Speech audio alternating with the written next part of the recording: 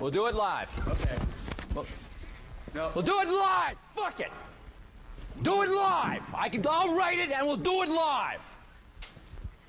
Fucking all right, sucks. we got numbers. Hey guys, and welcome to Cleveland Moto Podcast, episode number 500.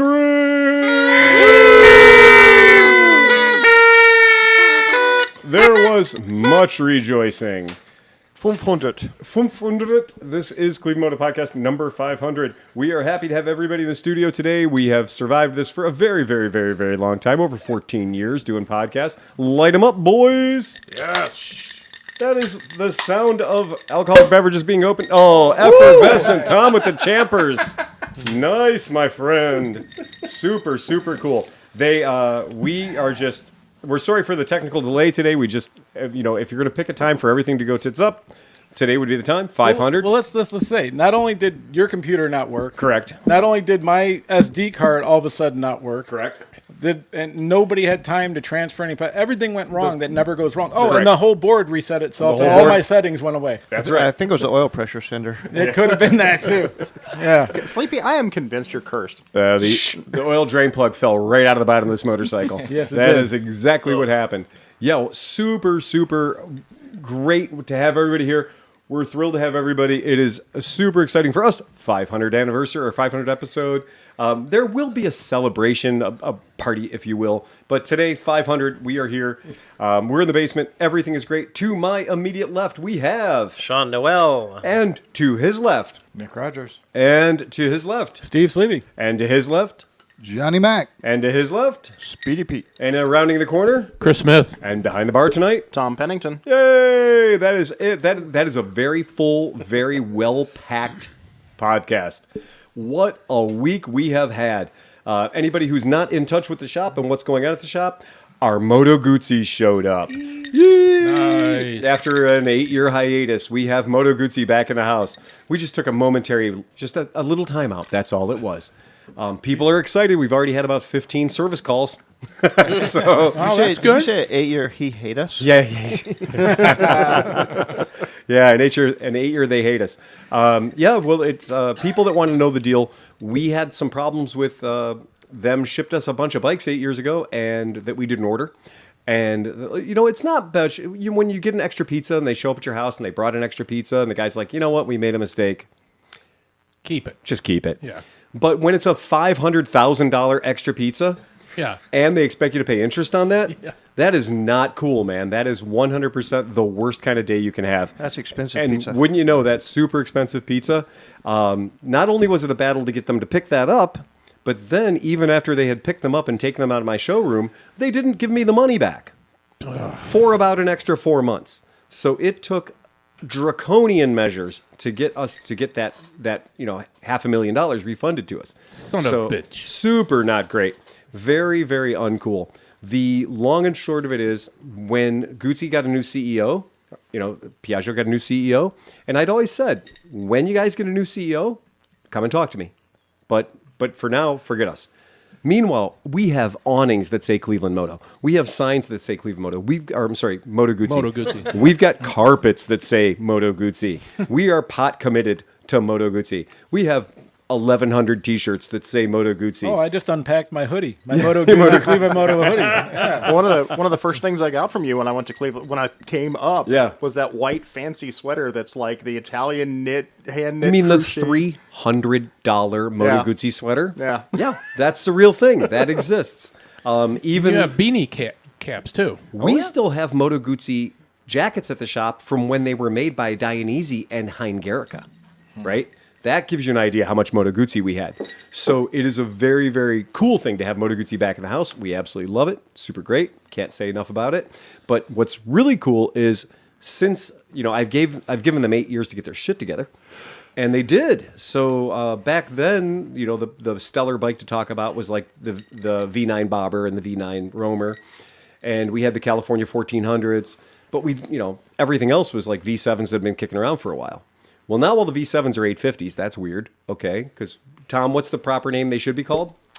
850s, the V7s. You know, I am very upset they haven't called them either the 850T Yeah. or the Le Mans. Le Mans should have been the name. Like, there needs to be a little bikini fairing on there. It needs to be directly competitive with the Thruxton. Black and orange, two-tone would be, absolutely, for What about real. just a V8.5? Yeah, that's them using the Moto Morini principle, the 8.5, right? And the Stelvio and the bike I rode tonight, which is the Mandello. So that is the V100 Mandello.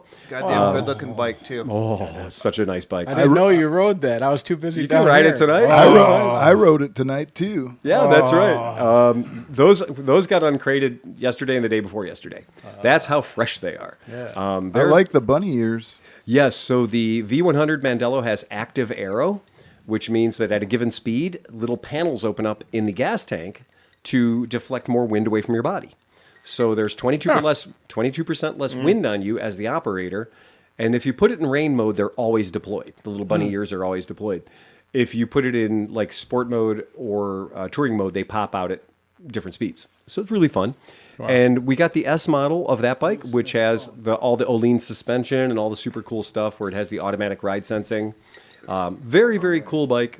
A lot of really neat features on it. One of the other things that I really, really like about that particular bike is that it fits so well. You guys know that I am a maniac for the Moto Guzzi Grezzo. Like, I loved the Grezzo more than life itself. Really enjoyed the bike. Thought it was the coolest thing in the world. Now I have a new passion. The Grezzo is great. I love the Grezzo. Nothing wrong with it. But this V100 is lighter. It handles better, and it's got more power. So all those things are sick looking, man. It is so happy. It's honestly ridiculously funny how Moto Guzzi went from being this, okay, you know, we're still riding on the technology from the 70s to space age tech. It is funny, you're right, because in 2013 and 14, 15, 16, all those bikes that we got all those years were basically just the same small block V7 motor that they've had forever. Right, like the Brabba that I had briefly felt like a Fisher Price toy. It did, yeah. It was just all plastic all the time. It was a lot of plastic. So we're super happy to have it back. And I did bring up on the screen, if anybody wants to look at it, the Stelvio in the only color you should ever buy, which is yellow, and yellow fella. And what's funny is we were talking about the Teslas and how the Teslas did not have LiDAR, right? Yeah. They did not have that. They were just no camera-based. radar, no LiDAR, camera-based only, yeah. Well, this is radar forward and back. Yeah. So this motorcycle has front sensing radar and it has rear sensing radar, so that if you're about to fuck yourself up or get fucked up, it gives you ample notice. Does that one have the following? It does. Following cruise control too. Yeah. It does. Yeah. So you can set your cruise control, and it has adaptive cruise control. It will maintain the distance between you and the vehicle in front of you. Yep. And then it's got the mirror. The mirrors have the alert like everybody's system. new car Right. has the little arrows on the side, so there's something in your. The It's a blind spot. The little blind spot. Yeah. The things that alert you when something's in your blind spot. Yeah. That's on a motorcycle now, because that happens on a motorcycle. Oh, yeah. Shit gets in your blind spot. Yeah. So that's funny. I think it's really hilarious that Moto Guzzi, which has this history, this reputation of hit rock with stick or hit stick with rock, and now they're just like really, really nicely put together. They're really they're cool. I mean, like I said, I go out in the garage and look at my Ambassador every now and again. I'm like, man, and then I go in the back and look at the Ambassador and I go, man, and now I'm looking at those going, man. It is, yeah. And so that bike with all the trimmings, like the most expensive way that you can buy a Moto Guzzi right now is $17,390. And a little tip for my friends at home: talk to your dealer, especially if he's me, because there's $1,500 waiting for you to get you onto that bike. And the same holds true for the Mandello Delorio. So if you're going to get the Mandello, which is named for this town where Moto Guzzi's built, the V100, and I did order in, I pre-sold one of the V100S's, which was hilarious that my customer called up and said, hey man, you're getting Guzzi, right? I said, I sure am. And he goes, V100, please. And I said, great, I got bad news for you. I'm only ordering in the S model, because the S model has the Öhlins suspension, all the delicious shit.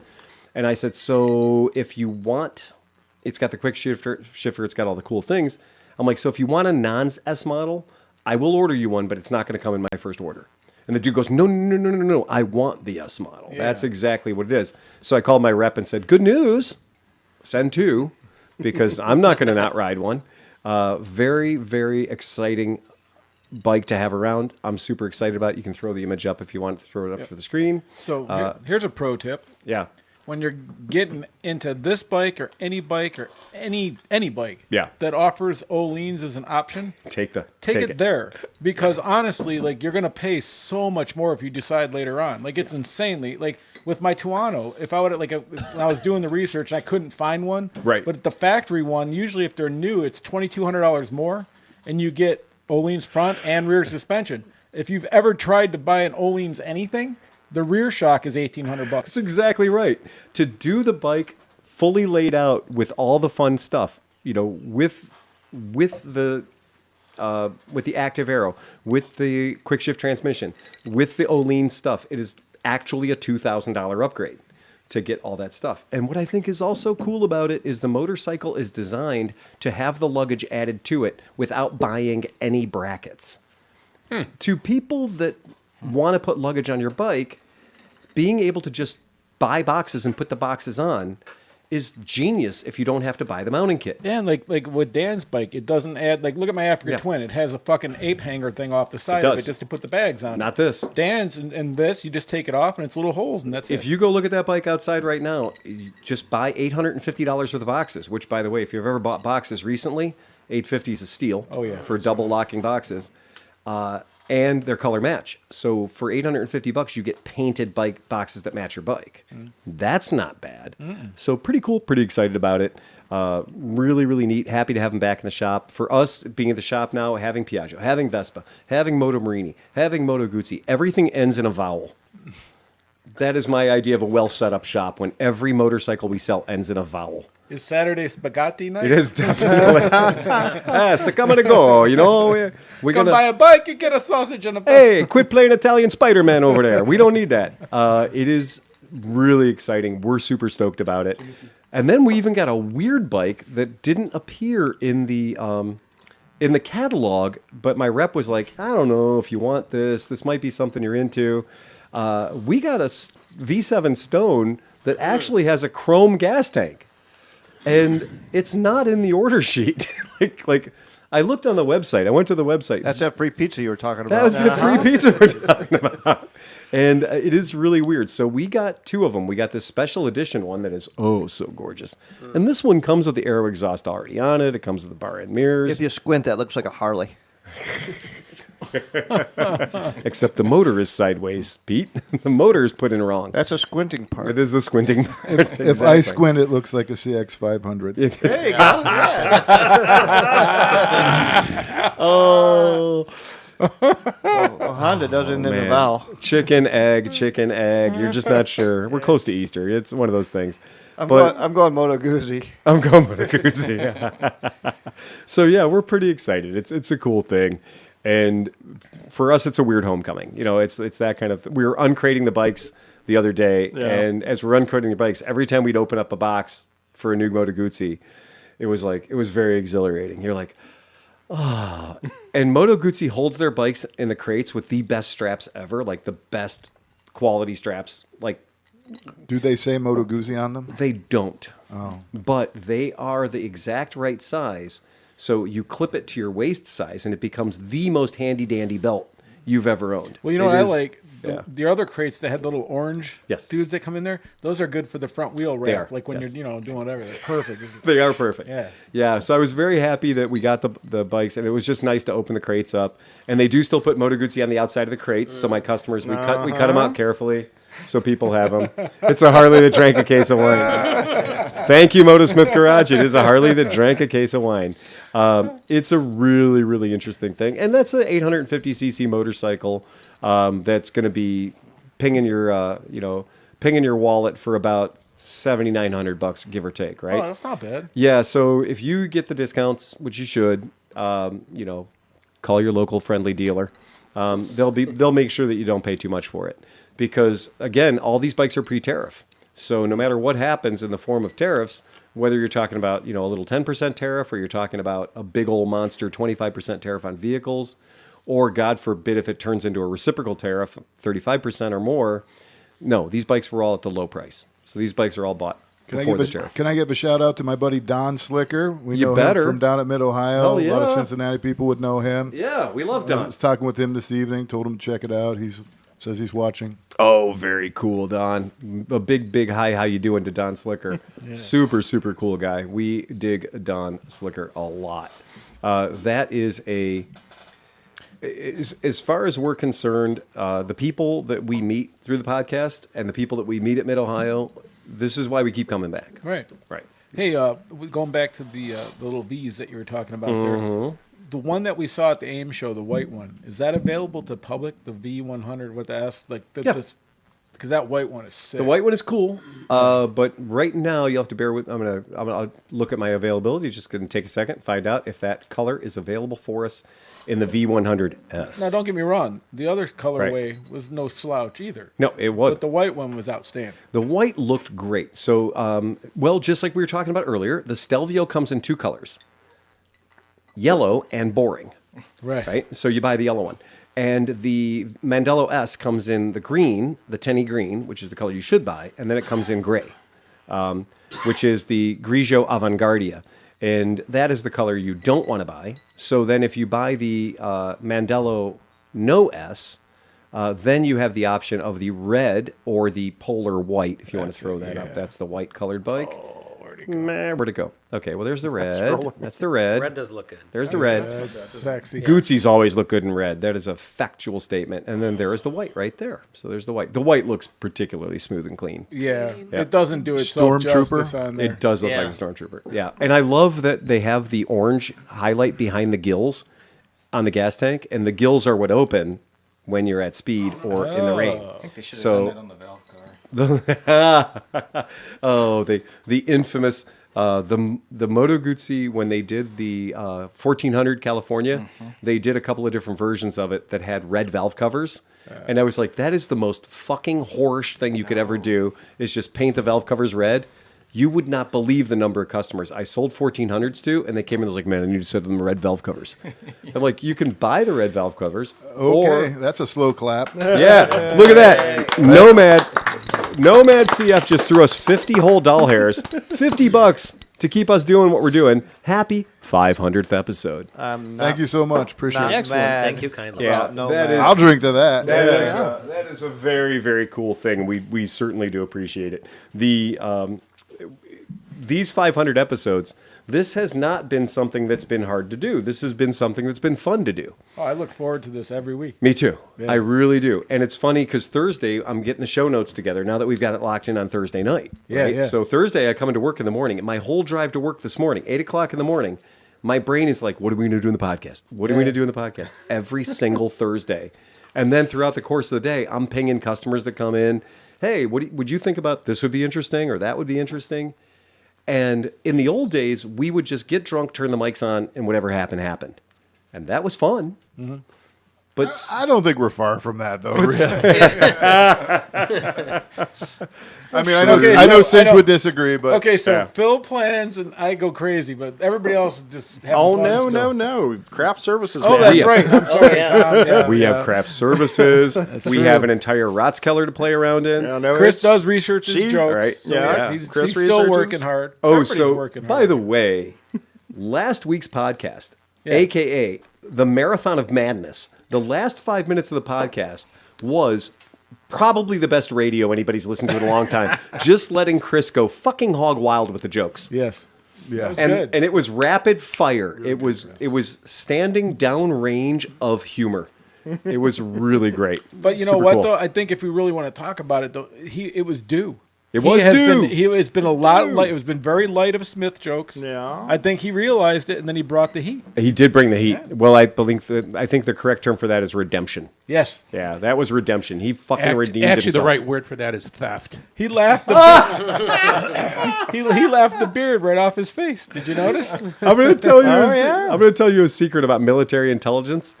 It's cut and paste. You take information from here and you put it there. What you've done is the same thing all the best tacticians do. It's the same thing all the best writers do. Cut and paste is fine by me, man. Yeah. You don't have to have come up with the idea yourself. You just need to let me in on it. Right. Well, an Irish kid goes to his grandfather and says, "Can I have $5 for a guinea pig?" grandfather says, "Look, here, take $10 to get a nice Irish girl." I'll take the guinea pig. Oh, Yikes! Yikes is right. Damn. Oh, that is fire. If you look down at the screen, the lower screen, if you're at home and you look down, you're going to see our friend Dave Swearingen standing with the beautiful Miss Renee and myself, and we are standing in front of the Calibro that he bought. So that is a man right there with his brand new Moto Morini in that shot. If you take a look down there, it's pretty cool. I thought that was fun. Super fun, super cool. The fact that we meet people and keep meeting people through the podcast, and we keep meeting people from the shenanigans that we do every year, and we invite people to come and hang out with us, it's just fucking more fun. Yeah. This guy showed up today to steal lithium. I did. Oh, nice. I did. Well, let's hear the story. Oh, that's you. Yeah. And Nice. And can we get an I introduction didn't to? quite draw together. Go ahead, Nick. Tell him your story. Oh, jeez. So, Nick, where are you from? So I came over from West Point, Nebraska. That's where I'm from. Nice. That's just down the road a piece. It is, yeah. Yep. How long did it take you to drive to pick I up some don't know. lithium? Long time. And then you factor in the time change of going backwards, and I don't know. I gave up about 2 this morning and stopped in Toledo for a nap. There you go. Was that pharmaceutical lithium? I don't Could know. be. There's mood enhancement involved, but only after it's on fire. Right. So Yeah. So the background is a little bit. He's just not a guy that likes lithium. Okay, let's just clarify. not traditionally, no. So what I work for a company called Hyman Fire Equipment based out of Sioux Falls, South Dakota. And what we're going to do is, well, in the whole world of EV everything, fire service has always been behind the gun. It was always this is what we're going to do, and we'll figure it out as we go. As we go. So that technology has progressed now, and we've been familiarized with the product on the market now that can mitigate a lithium fire. So basically what it'll do is it'll take the lithium ion battery and change it into a lithium salt. So it'll basically, because that's the only way that you're going to prevent or stop that thermal runaway is make the battery not a battery anymore. Right. So And I remember from like the drone days, man, when those Yeah. suckers go off hard, dude. Yeah. Oof. Yeah. I had a 16,000 milliamp 6S pack go up, and I thought I was going to take down the whole fucking warehouse we were in. It was crazy. I'm not kidding, man. Those things. It had potential. Oh, yeah. Sure. Yeah. Yeah. And it's funny too when you get to watch lithium go crazy. You know, when you get to watch that, sudden heat event, Yep. right? When you see that, you're like, "What the hell? Like that is an insanely violent thing." I mean, that is crazy, crazy violent, and it is one of those items that lithium's all great when you're playing with it and it's staying where it should be, but you get it too angry, and it just gets ugly super fast. I mean, it's devastating how bad lithium is once it starts getting going. But the other thing too is there really isn't a good way to put it out. No. Like at this point, there's really no amount of foam. There's no amount of like we're gonna put a blanket over it. It's self-energizing. It's going to do what it's going to do Yeah. until that fuel is spent. Yeah, when I was in the military, there was a product called white phosphorus that we were never allowed to be anywhere near. They'd used it excessively during World War I and II and Vietnam and Korea, but it's the worst thing on the planet. Greek fire. Yeah. Yeah. Well, it's just, and we're sitting there and we're handling these silly banana-colored grenades, right? These silly light green-colored things, and we're like, "What is this?" And they're like, "Just put that down now." It was all so terrifying because once it starts, you can't stop it. So, And- just like you're saying, like all these batteries, I was telling people about how crazy they are when they fucking explode. Oh, right? yeah. And I had this pack, and so like it was kind of a deader pack, and I'm like, oh, this will be great. I'm going to make all these guys impressed with this little, little thing. And I pop a nail through it, and like, usually that produces awesome. Oh, yeah, And yeah. this particular pack was like, It was a fart. like it looks like a whiff of smoke came out the top. They're like, ooh, yeah, I'd be really terrified of that. Terrified. Absolutely. We've been present when people hook the wrong kind of a charger up Oh, yeah. to a really small motorcycle battery and that kind of thing, where they're like, the customer said, and I quote, "Well, I didn't ask whether or not the bike had a lithium battery in it, and I didn't think that I had to ask if the bike had a lithium battery in it, and I hooked a traditional, a battery charger to it, Unfortunately, the battery charger has, the typical one that has the picture of a truck and the picture of a tractor and the picture of a motorcycle on the side, which basically means those 3 switch positions really all do the same exact thing. They all just send 15 volts down the line and super fast in a hurry. And yeah, when you send 15 volts at 20 amps down the line into a lithium battery, if it doesn't have circuitry built in to shut itself off right quick in a hurry, you are going to have a fire in your garage. And this guy burned down his whole bike. And the worst part was he hooked it up and he walked away and thought life was good. And then he ended up burning his entire garage down because that fire was that way. He tried to get in the garage to get the car out, but the fire was too intense. There's a video of a guy carrying a electric bicycle battery in an elevator. So he goes into the elevator with an electrical bicycle battery. It flashes over, and before the elevator gets to his floor, he is dead on the ground in the elevator because that event happened so fast. There was a security camera video in the elevator, and you see the doors to the elevator close. The doors are closed for about 5 seconds, 6 seconds. A large flash burning happens in the battery pack he's holding in his hands. He doesn't even have time to drop the battery pack before the camera is completely whited out. There's nothing he could have done. And that trip of 4 floors was enough to take his life away from him. That's some Final Destination shit. It is Final Destination. We're talking about for a bicycle. A battery for a bicycle. That's nothing to do with the pressure change, is it? No, it has everything to do with when you take... It gets an air leak and... when you take a battery out of service, batteries either go on fuego when you are just adding electricity to them or you take the load away from them. So one of the two things destabilizes the battery. And it's usually when you add electricity to it that it destabilizes the battery. But just as many people have lost their real estate when they take the batteries out of something because all of a sudden they are stepping away from a battery management system that may be in the vehicle. So it's not that they get air in this. It's like because he punctures the cell or whatever. Yeah. I thought they got air, like somehow they get a leak in the pack. Yeah. And once air hits it, it starts going off. It could even be in the act oxygen, of removing the battery from your motorcycle or your bicycle. You nick it or something. Pulling it out, you just bridge the contacts lightly, and that's enough to make it go boom. And they're so violent when they go. And even a little one, or in this case, the guy had a little 7 amp hour lithium in his bike. And it was so not great. Now, here's a pro tip for you. I bet you didn't know. The Parts Unlimited lithium batteries, which I don't know whose brand they're using, but Parts Unlimited sells them. They have a little button on them. You press a little button. It tells you the condition or the state of the battery. That's super handy, right? And when I use them at the shop, when I'm prepping bikes, I need some electricity to go into the bike to open the seat and do the things while I'm prepping the service battery, but I have to open the seat up to get to the service battery, right? So I need a little tiny power source, and nothing's better than adorable little lithium battery, 12 volts, size of a pack of cigarettes, totally handy, great to have around. So yesterday, I'm prepping a bike, and I always just reach in with my bare hands and I touch the positive and the negative to the terminals on the battery because it's done that a bunch of times. It doesn't shock me, right? And I do that, but this time my brain had fucked up and I had positive going to negative and negative going to positive. Uh-oh. Now, normally in these bikes, what that would mean is you just let all the smoke out of a 30 amp fuse, right? And I've done it a bunch of times. I'm good at it. And I even know where they keep the 30 amp fuse, right? So that's not a big deal. But this time when I did it, it made one momentary spark. And I mean, it was just a quickie. And it didn't pop the 30 amp fuse. Why? Because the fucking battery has a switch inside it. So there's a battery management system inside that battery. And wouldn't you know that functioned before the 30 amp fuse functioned in the bike. It had a 29 amp fuse. No, 29 and a half. Well, I can tell you it was less than 30. It was lightning quick.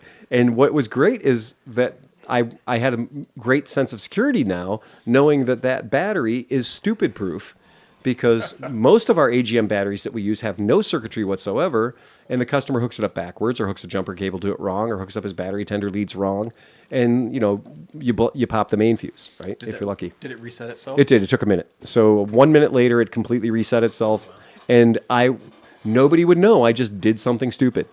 I got away with it, as I say.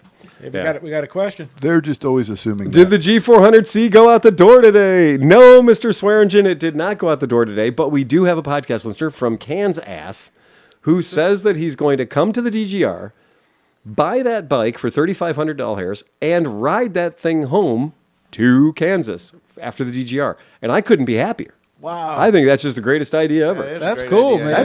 That is a great, super great idea. I hope he brings a dapper outfit. He better. It's DGR, man. I mean, he's riding a pretty dapper bike. So riding a dapper bike, but it's super nice. It is fun to dress up for DGR. I think I'm going to have to rearrange my schedule to get that in because I'll work it out. Your boss was here and said it was okay. Well, yeah, but Your boss did say that. He always says that. Yeah, but He always says that until it's go time. Speaking of dapper outfits, Sleepy. Well, it's a special occasion. Like Pinky Tuscadero. It is really, you really did. Earned that. I added flair. You did add flair. I like that. You have at least 4 pieces of flair. That's right. Ric Flair? Yeah. So go ahead. What you got? To be fair. To be fair. Oh, everybody's got a drink now. Thanks, Osterday. Yeah. To be fair. Yay. Yeah. So super fun today. Amongst the other things that happened, which today was kind of, in and of itself, it was pretty cool. Somebody showed up at my shop. At the end of Ferris Bueller, he says, life moves at you pretty fast. And if you're not paying attention, you might miss it. That's a good statement. And the reason that's a good statement is today at like 11:01, like open plus 1 minute, we get a phone call from a guy, and he says, "You're an Aprilia dealer." And I said, "No, we haven't been an Aprilia dealer for quite a long time." And he goes, "Oh, man." He goes, "You guys buy motorcycles?" I said, "Yeah, I buy motorcycles against my will sometimes." And he goes, "Well, yeah, I've been trying to call the Aprilia dealer all day today, but they won't return my calls. And I'm trying to sell my bike." And I said, "Well, what do you have?" And buying an Aprilia can be a sketchy operation. It can be a sketchy thing. Like, I'm not just going to say, like, you should always buy the Aprilia. No. This is like dating a stripper. 99% of the time, it's going to hurt, right? But 1% of the time, it's going to be awesome. Does the name of the bike end with Me Timbers? Yes, it does, actually. Thank you very much.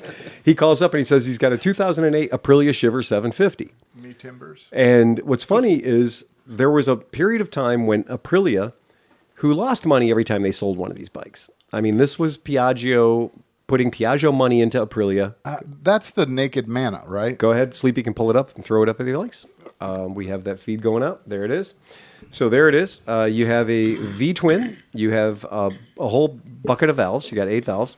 Liquid cooled, 6-speed transmission. It is fly-by-wire. It uses the same Aprilia dashboard that they all do. The people who own Aprilias are shady. Yes, this is also true. That is definitely They're a thing. scumbags. All of them. It can be a thing. It can be a weird deal. I learned an Indian word today. It was chambri. Chombre? Yeah, it's kind of like the word for ghetto. Oh, really? Yeah, the guy at the liquor store was telling, because he was speaking Indian, and I was like, "Can I try to say what you were just saying?" And I was like, "Chombre con yabada." And he's like, "Chombre means this guy on the phone, he's chombre. Wears his pants too low and stuff." Oh, like, really? So yeah, you're chombre. Chombre. The guy called up and he said he wanted to sell the bike, and the funny thing was this is an 08. And I said, "Well, you got to bring it by the shop. I like these bikes anyway, but it looks cool." Aprilia had a bunch of these left over, and Aprilia was selling these to the dealers. We were buying these bikes for about $5,000, right? That's an automatic. No, this is not. Oh, okay. So it's not a Mana. No, the Mana was their 850, and the Mana was a CVT-based automatic with a little electronic trickery going on. Okay. Yeah. So the Aprilia 850 was the Mana. This is their as light as they can make it. Supposedly it was like a track bike. Interestingly enough, do you know who designed this? The same guy that designed the Ducati Monster. And that's why they look like they share a little DNA. But yeah, that's what this is. And it's, it's got the Aprilia fly-by-wire. There's nothing about this bike that's bad. In fact, it was sort of designed down so that they could sell a whole shit ton of them. They designed this to go after the SV650 crowd. the Monster 900 crowd. That was the idea. And it's cool. It's got undertail exhaust. It's all stainless steel. It's a pretty badass bike. He brought it in, and the negotiations ensued. It's got 2 little scratches on the back area, probably from him getting on and off the bike wearing his Jenkos or something. This guy had facial tattoos, and I don't mean 2. This guy was in a running with Post Malone. Oh. Like, he had... He fell asleep at a frat party, and He did. somebody had a really nice Sharpie. This was like if somebody falls asleep at one of our rallies with the boots on. Yeah. And you're like, dude, if you got your boots on, we're going to fuck you up. Yeah. If you take your boots off, I will protect you to the end of the world. You meant to sleep. Right. If your boots are off, you intended to sleep. I will protect you. If anybody comes near you with a Sharpie, they're going down. But if your boots are on and you're just straight up passed out by the fire, I have Sharpies for all my friends. You are going to leave here looking like modern art. But the guy showed up. It's this exact color scheme. It's pretty nice. I took the bike out for a ride. Negotiations ensued. Let's not uphold that rule on the podcast. Yeah. Please. Uh-huh. Let me get my boots off. Yeah. Wait, whatever happened? meant to do that. We used to have the pink dildo of shame We whenever he did. fell asleep. Yes. What happened to I don't know. We lost the pink dildo. I think John probably hit it somewhere. Probably The did. dildosaurus is right yeah, back there. The cock. It's the permanently cockosaurus. perched behind my head. I ended up giving $1,900 American for this bike. 19. Okay. $1,900 American for this motorcycle. You were the closest. $1,900 US for a clean title, a bike that runs absolutely great. It's got a brand new lithium battery in it. Would right? you like your third shiver? Guy you just said posted he's had 2. Yeah. So we have a shiver. We have a very Oh, great. and if you guys are out there buying motorcycles, this thing jumped in my boat, man. This bike jumped in my fucking boat. There is absolutely no doubt that I did not work hard to buy this bike. The negotiations were painless. Unfortunately, he needed the money real bad because he was going to buy a 2001 CBR 600 F4i. They really went out of their way to get that undertail exhaust all the way wrapped underneath and up. They to sure the did. Yeah. Yeah, there is a lot of architecture happening Wait, under there. he's going to a 2001. I said the exact same thing, Sleepy. And how many miles are on that one? More than this. This one's got 10K on it. Yeah. Yeah, I think the one he's going to buy has got 20K on it. Does he realize that's not a super exciting bike? He's compared walking backwards. No, he saw Sleep- the... Yeah, he's- Sleepy. Yeah. We already questioned his life choices about the facial tattoos. I don't think we need to I go any can't further. question a guy about tattoos. That's not Oh no, fair. no. Questioning a guy about tattoos is one thing. There's a life choice involved when a cop can identify you from the facial tattoos. It's one of the really- rules. Yeah, it is a tough thing to be the guy that decides I'm going to have tattoos on my face because that's a tough one for anybody to look at you and just be like, oh yes, this guy's totally normal. All right, this is going to be fine. I've never been worried of cops identifying me. Well, that's because you don't have facial tattoos The or neck tattoos. the thing about the Aprilia is I've managed to dodge this bike. This bike has tried to get, not this particular bike, but Aprilia Shiver 750s have tried to get in my life at least 5 times, including my rep one time contacted me and said, hey, if you'll buy a 6-pack of Aprilia Shivers, we'll give you a screaming deal. And I was like, that's a lot of Shivers. And I did. I'm the guy that bought more than one Mana 850 because it was a screaming deal. And it was not the easiest thing in the world. Again, Steve Hoffert for the win, grumpy sewer guy, buys a bike that I'm pretty sure like, well, I thought it was cool, so I put an expensive windshield on it. I thought it was cool, so I put color match expensive bags on it. I thought it was cool, so I did some cool stuff to it. And then I realized I'm the only guy who thinks it's cool. And then Steve Hoffert walks in. And then I realized... he loved that bike. He And he was loved it. looking him up. He was, every once in a while he'd be like, oh, there's a Mana on Marketplace. Blah, blah, blah. If I got this bike for $1,900, you should not pay more than $1,100 for a Mana. And that is a factual statement. You should not pay more than $1,100. And I think that's the second reason he probably loved them, because they were cheap. Cheap as hell. And the bike that I sold him was also a get rid of this bike, dealer special. Like, they were 9,000 or something brand new, and I think I was buying those bikes at like 5.5K or something. So, Don't get me wrong. We Yeah. all like cheap and good. So, Right. I mean, who doesn't? Well, let me ask you this. Because, as we know, Aprilias, they have their wonderful motors and things. Yeah. But then they also have I'd like to maintain this. Oh, excellent. Your parts cost is $1,400. Yes. What do you mean? No, nothing's broke. No. That's just the gaskets and, Right. and things. Yeah, that this you're bike gonna has 6,000 miles, left until somebody has to find out how expensive doing the valves is. Okay. I mean, I don't know, though. That bike might not be too bad. I can tell you on the Tuono, it's bad. It's I know not it's a fun bad. job. Yeah, it's not it's not a good thing. That's why I no longer have a Tuono. Yeah, this motor was used in a bunch of different bikes. Oh, I didn't know the Tuono went away. Yeah, I didn't know that either. Oh, yeah. I have a whole race team now. Which is hilarious. You lost an Aprilia Tuono, so you Yes. lost a 1,000cc bike. Yes. And you've picked up two 650s. Or 600. two 636s. Well, 636s, right, yeah. which is pretty great. Well, the funny part is my race bike now is my newest motorcycle. It's a 2022. Oh, that's right. Yeah. It is your newest motorcycle. Yeah. That's hilarious. Yes. That your race bike is the freshest bike in your garage. Yeah. Does it have a title and a license plate and stuff, or no? It has a title, no plate. It's not been registered. It's always been a track bike. It has 4,000 miles on it. It's nice. Oh, wow. And it had the battery. This battery was like fucking this big. It looks like a ice cube. It has 4,000 miles, aka 1,800 laps. Yeah. Well, no, the kid. No, Right. I'm sorry. He put 3,000 miles on the road. Oh, he did? And then 1,000 miles on the track. And here's the thing, all the stuff that when they said, "Oh, I like that. I'm going to make it a track bike." Right. And then I think he got sex. And so they didn't finish. I started Right. looking at it, and I started adding up all the shit that's on it. Yeah. And I was like, oh, I didn't notice that it has the ECU relocation tray. Right. That's $200. Oh, yeah. Oh, I didn't notice it had the Graves actual fucking things. That's $400. Oh, I didn't notice it had these. I knew it had rear sets, but I didn't look up which ones. And then they're like the Mastercraft 695.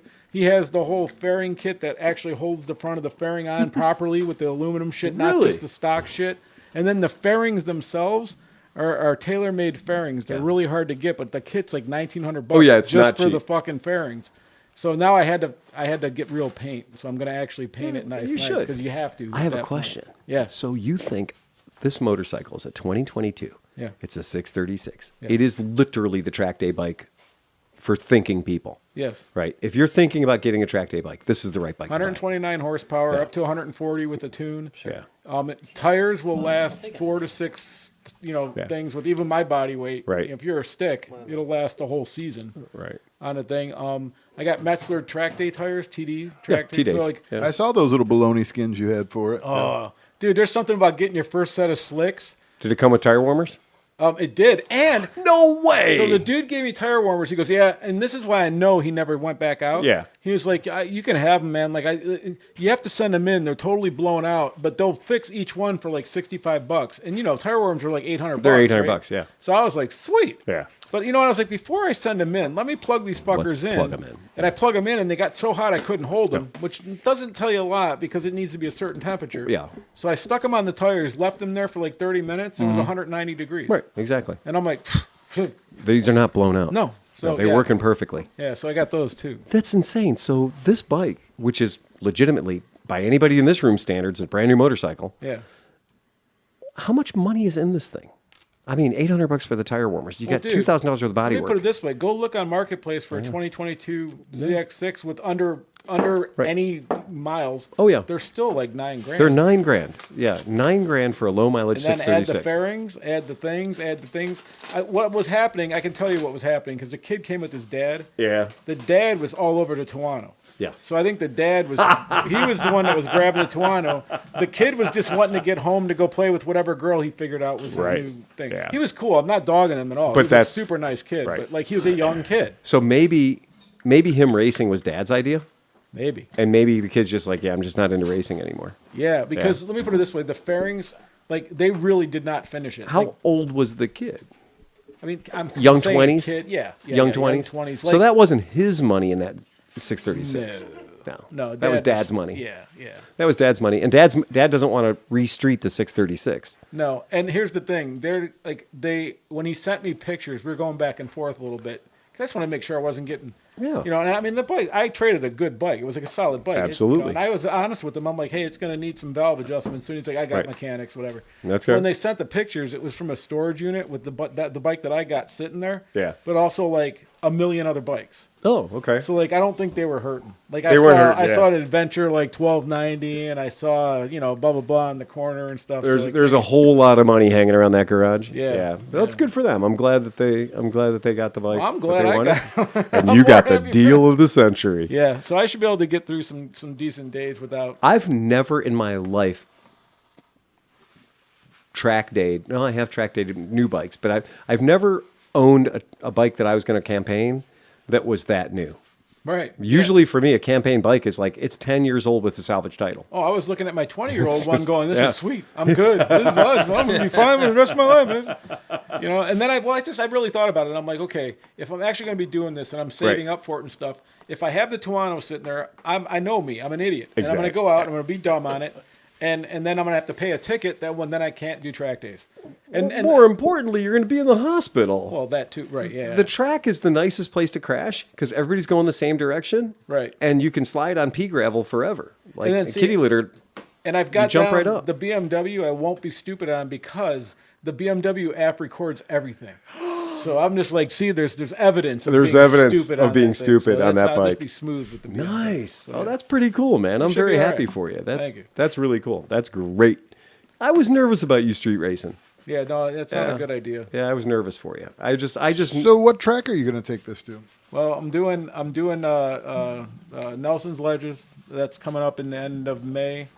I'm trying to do Mid Ohio. While we're there for middle? No, No. it's the Dude, Superbike. It's the week. It's the Week day after after. Superbike weekend. Oh. So it'd be the You're Monday gonna go through of that. fast tracks.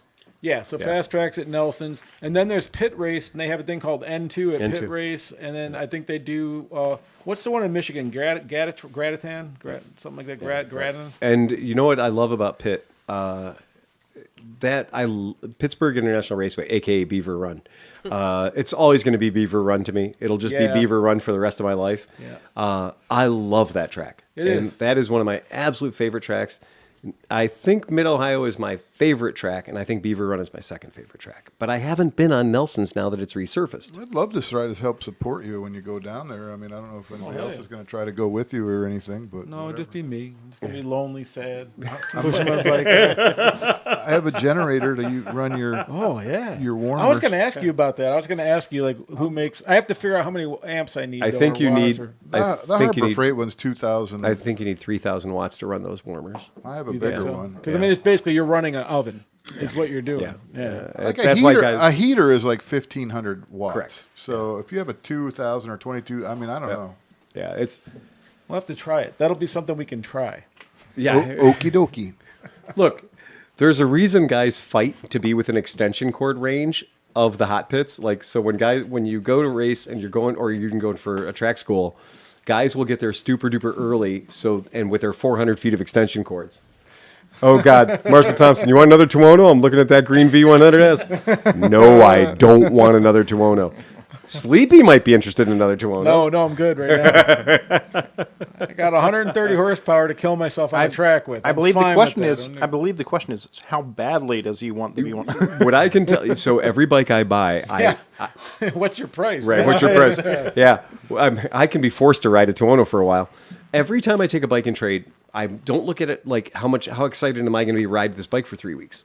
What I look at is how excited are people going to be to buy this bike from me in 4 weeks when I'm done having fun with it.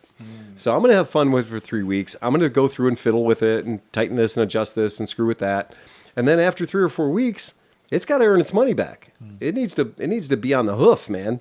So for me, I absolutely look at every single motorcycle like, well, there's the price that I'm going to come up off of today, and then there's the price it needs to bring back through the door in a month. Before Merritt, Yeah. were your girlfriends like that? Like, okay, it's been 4 weeks now. Yeah. You got to start earning. Yeah, I've got a pretty good record. I think every girl I've ever dated has a PhD. So it was like, so not for much, but I was always holding them back. You're a brain digger. I am a brain digger. I've never heard I've never heard that phrase before. It is so true. All I've got is the D. It is It is so when you look. I was just trying to make a Phil's stable joke in my head, and this just blew it out of the water. It's so. just it is a really really weird thing. But they got to earn their money. Bitch better bring me my money. That's it. Go ahead. I had an idea before we get into the next thing. Yeah. For an actual 500th episode Popping thing. like a tot. Everybody has to say their favorite episode or favorite moment. Oh my god! From the last time. That's some crazy the homework. last however yeah, time that's some had. crazy homework. I don't know if I could even do that. I honestly don't. When I go back and I I think 151's my crowning achievement. I think 151 is definitely a hard one to beat. That one started off the rails and it got worse. I'm never going to live down the Mr. Black Knight. So. No, Mr. Black Knight was a tough night for you, Tom. Yeah, that was a tough night. That was a hard one. Teslas are rusted. Cybertrucks are rusted. I like the build-off night. The live build-off night thing was fun for me. The live build-off night. So we recently got a flock of pit bikes into the shop. So we recently got a flock of pit bikes, and they have to be built, man. That's just all there is to it. They don't fucking build themselves. And those little painful metal crates. And when those painful Chinese metal crates show up, I will let those cocksuckers sit in the hallway. I'll let them barrel age. I just build no bike before it's time. I think you had 2022 Benelli TNT 135s there in the back. So. Do you have a boat that you put them on and let them boat age? That would have made them better. They're oh so sweet when they're boat aged. However, it took me getting an apprentice. Mm-hmm. So we actually got Sarah from the Moto Go program. She was the hero of the Moto Go program, and we hired her. So she comes in on Saturdays because she's still a student, right? Mm-hmm. So she comes in on Saturdays. Her parents checked it out. This is not like I just abducted an 18-year-old. She shows up, and she's ready to work. She was just standing at the bus stop outside. Yeah, right? What do you know? 18-year-old girl standing at the bus stop. Go figure. So she shows up, and the first thing I do is we have got two Benelli crates in the hallway because I got like 6 or 8, maybe 10 Benelli TNT 135s left over, right? Because I bought a metric shit ton of them. When the price was right, I jumped, and I got a lot of them. And people like them, and they do sell occasionally. Now that there's no stimmy check monies, that slowed down quite a bit. So there's 2 crates in our hallway that we are using like a shelving unit. And we just keep stacking shit on them, right? And so I'm like, oh no, we have a human coming in here who's an apprentice who really would be good for her to understand how motorcycles go together. Mm-hmm. And there ain't no better way to learn how a motorcycle goes together than to have yourself a 1-to-1 scale motorcycle model, right? And so we cleaned everything off. We pulled them out of the hallway. We pulled them out of the tunnel, brought them in. She went to town. And the first one we did in parallel. I did one, she did one, right? So we did one, and I was doing it on this bike, and she was doing it on that bike, and she got it. And I'm fucked up because Merritt was like, just make her write down all the steps so she can refer back to that. But then we were halfway into it, and I realized I didn't tell her to write down the steps. Didn't need to. The second one came out. She did it completely unsupervised. Fucking awesome, right? Mm-hmm. So she nailed it. Didn't have to go and double, triple check her. She's Loctiting the things that need Loctited. She's got it figured out.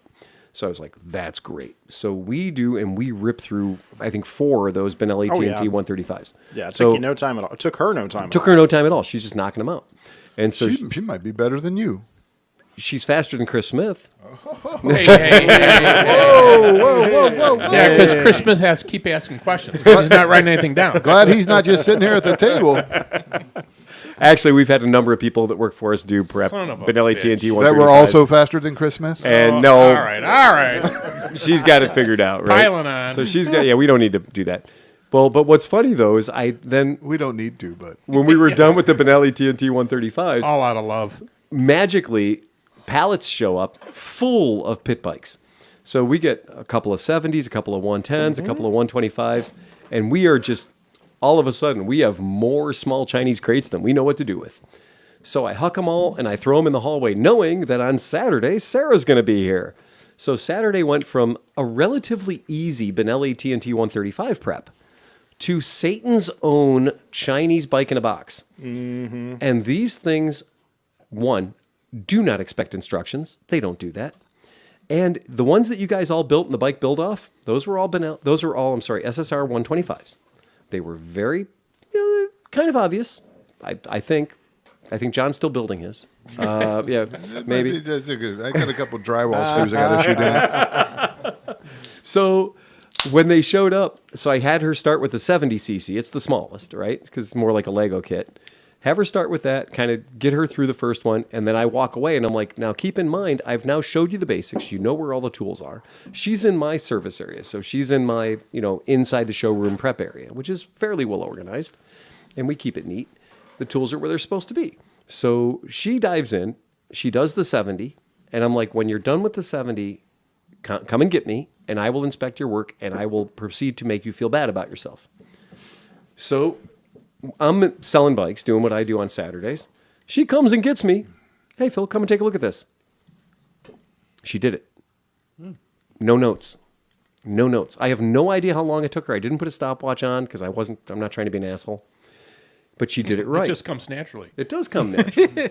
You took the words right out of my mouth. Son of a bitch stole my line.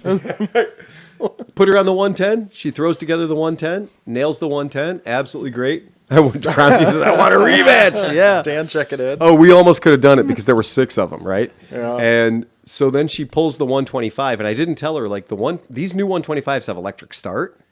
They've got upside down forks. They got adjustable suspension. I'd like to trade mine in, please. They're pretty fancy.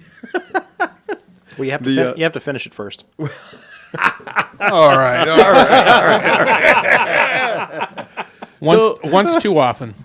So I go in and I just showed her. I was like, okay, the easiest way, because the front brakes now are different. The upside down forks are different than the other ones were, right? So the first one I showed her, I was like, well, you can put it on the side stand and hork it up like this. Or honestly, as long as you lay the bike on its left-hand side, there's no gas in it. It's not going to leak the oil anywhere. So just throw the bike on the ground and just mount the front wheel like that. It's actually pretty easy. So she gets the 125 done. She comes over and she goes, I need your help on this one. And I'm like, oh yeah, she got fucked up somehow. Like what happened? How'd she fuck up? Finally, I'm going to get to give her some education. And she goes, yeah, I'm all done, but I can't pick it up. Nice. She finished the fucking thing. She just had it laying on the ground, but she couldn't actually lift it up. And I was like, so Merritt jumped in, and so Merritt was working that day, and Merritt went over and showed her how to pick up a motorcycle when it's laying on the ground. And so that was it. And I was like, whoa, she's doing pretty good. She might have to hang around here. Yeah. So yeah, she did really, really well. But I told her, I was like, you'd understand, we had 6 guys in this building, and we were all building them at the same time, and it was ferocious. And on top of that, there were liquor penalties. Yeah. There was a lot of cutthroat, If we're ever going to do that again, that was a very good blueprint. It was fun. It was fun. It was a good thing. It was a great way to deal with COVID. And there wasn't many parts left over afterwards. No, it was remarkable. I say that as a whole. I guess the important question is... I threw mine on everybody else's Swear. At some point, I'm walking around giving people words of encouragement and fucking with them. And we had a rule, if your tools left your 10 by 10 area that you had, then then that was a penalty. So you weren't allowed to get spread out. But at some point, I just heard a nut or a bolt or a screw wander across our concrete floor, and I was like, "That's going to be a problem." It was yeah, somebody's going to come up short. And GSG decided to bring his own liquor. He did. He literally decided to bring his own liquor. Was that tequila or some goddamn thing? I don't know what it was, but he was pounding that stuff down like there's no tomorrow. And we're given penalty shots, and we're like, okay, he gets a penalty shot. Meanwhile, he's drinking his own liquor. And we're like, well, okay. Yeah. He's penalizing himself. You think mine still needs built? His really still needs built. Don't throw me in the briar patch. No. That was it. Yeah, that was what he was doing, man. So has she gotten her first Chinese paper cut yet? She has, yeah. So she has, yeah. She got her first Chinese paper cut. Oh God, everything stings. everything is sharp and stabby. Oh, and it stings for minutes. It is so stabby. And then I was like, well, this is brake parts cleaner. This will find cuts on your hands that you had 10 years ago. Mm-hmm. Yeah. This is going to be a real eye-opening experience. I think if you cut yourself on the plastic off that gas tank, it's going to sting worse than brake cleaner ever will. It is so vicious. It is just one of those things. The fumigation thing they use at the ports. When we get those bikes in, we outgas them. When we open those up, we outgas them. We put them in the hallway. That's why they age for a few days. Yeah. So we put them in the hallway for several days because if we bring them in the shop right when we get them, Renee can't handle it. Renee pushes Oh, him right dude. back outside. I got one when B was tiny, and I used to take her on the buddy scooter. And my wife was like, "You need to have a seatbelt." Blah blah. I ordered one of those like seatbelt. A harness. Bambino? Yeah, for the kids with the like, little handles, handles. and stuff. Yeah. Dude, we opened the package, and it's just like you're saying. Yeah. It was like 95 degrees outside. I put it outside for 2 weeks off gassing until it stopped smelling like formaldehyde and some other shit that was on. It's disgusting. None of us had any idea. One When time- we walked into KB Toy and Hobby in the mall. Yeah. That's what our future was going to smell like. Yeah. Because KB Toy and Hobby had a very distinctive smell of Yeah. outgassing. Yeah. And you're like, oh, what is this? What is this weird smell? It's Why and are we coming people out are of like, here high? and people are just like, it's the smell of new toys. And I'm like, no, it's the smell of cancer. Yeah. My mom bought the door-to-door salesman came by and sold my mom a purse one time, and it smelled like a vulcanizing plant or something. It was just like, I was like, oh my god! I'm like, I don't think that's leather, Mom. No, I don't think it is. It is. It just came from Pakistan. It's and it makes treated. leathers. It's literally It tanned was in like urine. cosmoline, formaldehyde, like all kinds of smells. That's a coming from Pacu that. leather. I used to order an obscene amount of shit from Sportsman's Guide because I cannot pass a good deal. And they had Italian Army surplus duffel bags for $6 each. And I was like, $6? That you can't beat that. And then a week later they were 2 for $10. And so I went, they did beat it. So I'm going to order 2 black canvas Italian Army duffel bags. They showed up and I was like, oh, this is great. Open up the package. I was overcome instantly. They soak them in kerosene. I have no idea what the hell went wrong with those things, but I opened the package and ran out of the shop and threw them in the bed of the truck. I was just like, this is insane. This is crazy. And then in that same package, I'd ordered a pair of like Swiss military motorcycle gloves, right? I was like, well, what could possibly go wrong there? Worse, animal products. Opened that up. Smell of death, right? Went out in the back of the truck again. So, of course, as being my life, I got super busy, didn't think about it, forgot about it, and they got rained on. Oh my God. If you didn't think it could get worse, it got worse. It just got worse. Everything got worse. So I took both of the Italian military duffel bags, took them to a laundromat I didn't care much for. Oh, jeez. Or whatever. And I ruined their equipment. Yeah. So I threw both of those things into a washer, box of soap, etc., and let it run and like triple washed it, like gave it 3 runs, and then pulled it out and was like, should I dry it? There is so much metal on this thing. Like there is no strap, there's no buckle. There's a bunch of rings and a metal shaft that goes through with a clip on it. I threw that thing in the dryer, put the money in, hit it.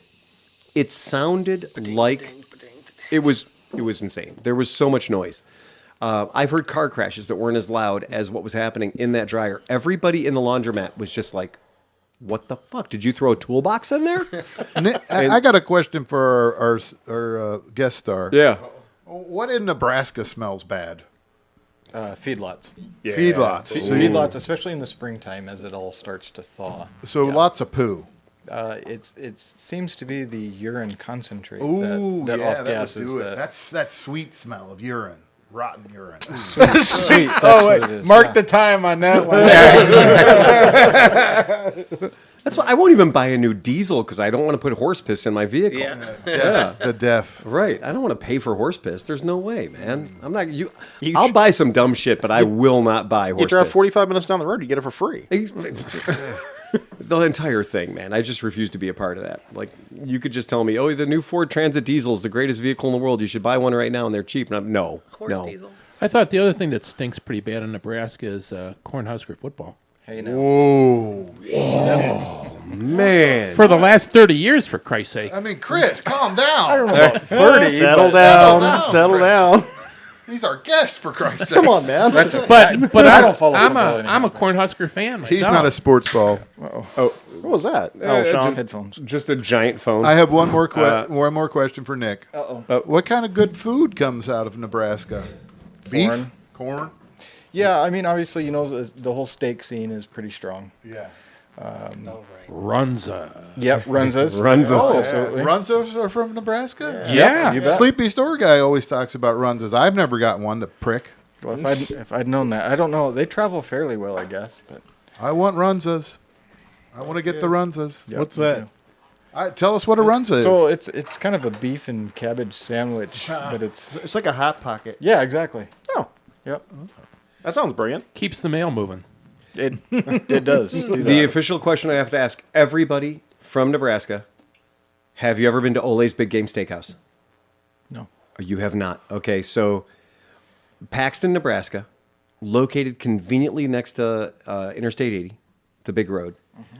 Ole's Big Game Steakhouse, I shits thou not, is magic because I think they have over 400 mounted animals in the restaurant.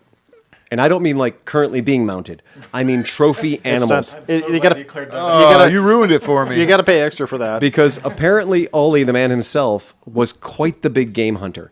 And however he made his millions, he spent it all shooting fuzzy things. And he did. He shot everything. And on top of the cigarette machine is probably one of the best stuffed badgers I've ever seen. And it is a magical experience.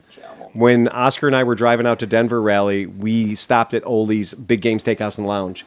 And it was probably the worst cocktail I've ever had in my life.